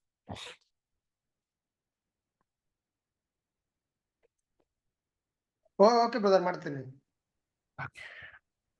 ಪ್ರಾರ್ಥನೆ ಮಾಡಿಕೊಳ್ಳೋಣ. ಪರಿಶುದ್ಧರು ಪರಿಶುದ್ಧರು ಪರಿಶುದ್ಧರು, ಮಹೋನ್ನತರು, ಸರ್ವಶಕ್ತರು, ಅಗಮ್ಯವಾದ ಬೆಳಕಿನಲ್ಲಿ ವಾಸ ಮಾಡುವಂತ ನಮ್ಮೆಲ್ಲರ ಪ್ರೀತಿಯುಳ್ಳ ಪರಲೋಕದ ತಂದೆಯ ಹೋದೇವರೇ, ಮತ್ತೊಂದು ವಾರ್ತೆ ಪರಿಶುದ್ಧವಾದ ನಾಮಕ್ಕೆ ಪಾದಗಳಿಗೆ ನಾವು ಕೃತಜ್ಞತೆ ಸ್ತೋತ್ರ ಸಲ್ಲಿಸುವರಾಗಿದ್ದೇವೆ. ತಂದೆಯಾದ ದೇವರೇ, ವಾರವೆಲ್ಲ ನಮ್ಮನ್ನ ಕಾದು ಕಾಪಾಡಿ ಪಾಪಿಗಳಾದ ನಮ್ಮೆಲ್ಲರನ್ನು ಕೂಡ ಈ ಸಮಯದಲ್ಲಿ ನಾವು ನೆನಪು ಮಾಡಿಕೊಂಡು ಇನ್ನೂ ಕೂಡ ನಿಮ್ಮ ಜೀವಿತರ ಪೆಟ್ಟಲ್ಲಿ ಎಣಿಸಿ ಈ ದಿನ ಅಪೊಸ್ತಲರ ಕೃತ್ಯಗಳು 14ನೇ ಅಧ್ಯಾಯದಲ್ಲಿ 26ನೇ ವಚನದಿಂದ 15ನೇ ಅಧ್ಯಾಯ 5ನೇ ವಚನದವರೆಗೆ ದೇವರೇ ನಿಮ್ಮ ವಾಕ್ಯದಲ್ಲಿ ಅಡಗಿರುವಂತ ನಿಮ್ಮ ಸತ್ಯ ಗುಡಾರ್ಥಗಳನ್ನ ಬ್ರದರ್ ಟೋನಿ ಬ್ರದರ್ ಮುಖಾಂತರವಾಗಿ ದೇವರೇ ಅವರಿಗೂ ನಿಮ್ಮ ಪವಿತ್ರಾತ್ಮನ ಶಕ್ತಿಯನ್ನು ಕೊಟ್ಟು ನಮಗೆ ಕಲಿಯುವಂತ ನಮಗೂ ಕೂಡ ನಿಮ್ಮ ಪವಿತ್ರಾತ್ಮನ ಶಕ್ತಿಯನ್ನು ಕೊಟ್ಟು ನಡೆಸಿದ್ದಕ್ಕಾಗಿಯೂ ಧನ್ಯವಾದ ದೇವರೇ. ನಾವು ಎಲ್ಲರೂ ಕೂಡ ನಿಮಗೆ ಕೃತಜ್ಞತೆ ಸಲ್ಲಿಸುವರಾಗಿದ್ದೇವೆ. ಇದೇ ರೀತಿ ಮುಂದಿನ ದಿನಗಳಲ್ಲಿ ಇನ್ನೂ ಕೂಡ ಹೆಚ್ಚಾದ ಸತ್ಯವನ್ನ ನಿಮ್ಮ ಗುಡಾರ್ಥವನ್ನ ನಾವು ಕಲಿಯಲಿಕ್ಕೆ ದೇವರೇ ನಮಗೆ ಸಹಾಯವನ್ನು ಮಾಡ್ರಿ. ಈಗ ತನ್ನ ಸಹೋದರಿ ಹೇಳಿರುವ ಹಾಗೆ ತಂದೆ ದೇವರೇ ಬೇಡಿಕೊಳ್ಳುವಂತ ಎಲ್ಲರಿಗೂ ಕೂಡ ದೇವರೇ ನೀವು ಭೇದ ಭಾವ ಇಲ್ಲದೆ ಎಲ್ಲರೂ ಕೂಡ ನಿಮ್ಮ ಆತ್ಮವನ್ನ ನೀವು ದಯಪಾಲಿಸುವ ದೇವರಾಗಿದ್ದೀರಿ. ನಾವು ಕೂಡ ನಿಮ್ಮ ಸನ್ನಿಧಾನದಲ್ಲಿ ಇನ್ನೂ ಹೆಚ್ಚಾದ ವಿಷಯಗಳನ್ನ ಕಲೀಲಿಕ್ಕೆ ಆಳವಾಗಿ ತಿಳಿದುಕೊಳ್ಳುವಂತೆ ನಮ್ಮೆಲ್ಲರನ್ನು ಕೂಡ ಬಲಪಡಿಸಿ ನಡೆಸ್ರಿ.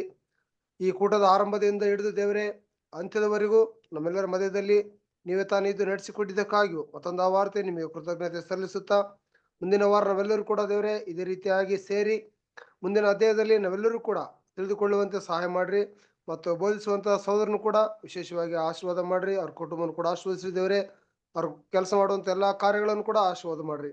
ಎಲ್ಲಾ ಮಹಿಮೆ ನಿಮ್ಮೊಬ್ಬರಿಗೆ ಸಲ್ಲಿಸುತ್ತಾ ಈ ಚಿಕ್ಕ ಪ್ರಾರ್ಥನೆಯನ್ನ ನಿಮ್ಮ ಪ್ರೀತಿಯ ಒಬ್ಬನೇ ಮಗನು ನಮ್ಮೆಲ್ಲರ ಕರ್ತನು ನಮ್ಮ ರಕ್ಷಕನು ನಮ್ಮೆಲ್ಲರ ಒಡೆಯನು ವಿಮೋಚಕನು ಆಗಿರುವ ನಜರೇತಿನ ಯೇಸು ಕ್ರಿಸ್ತನ ಪರಿಶುದ್ಧವಾದ ನಾಮದಲ್ಲಿ ಪ್ರಾರ್ಥಿಸಿ ಬೇಡಿ ಹೊಂದಿಕೊಂಡಿದ್ದೇವೆ ನಮ್ಮ ಪರಲೋಕದ ತಂದೆಯೇ. Amen. Thank you brother. Thank you.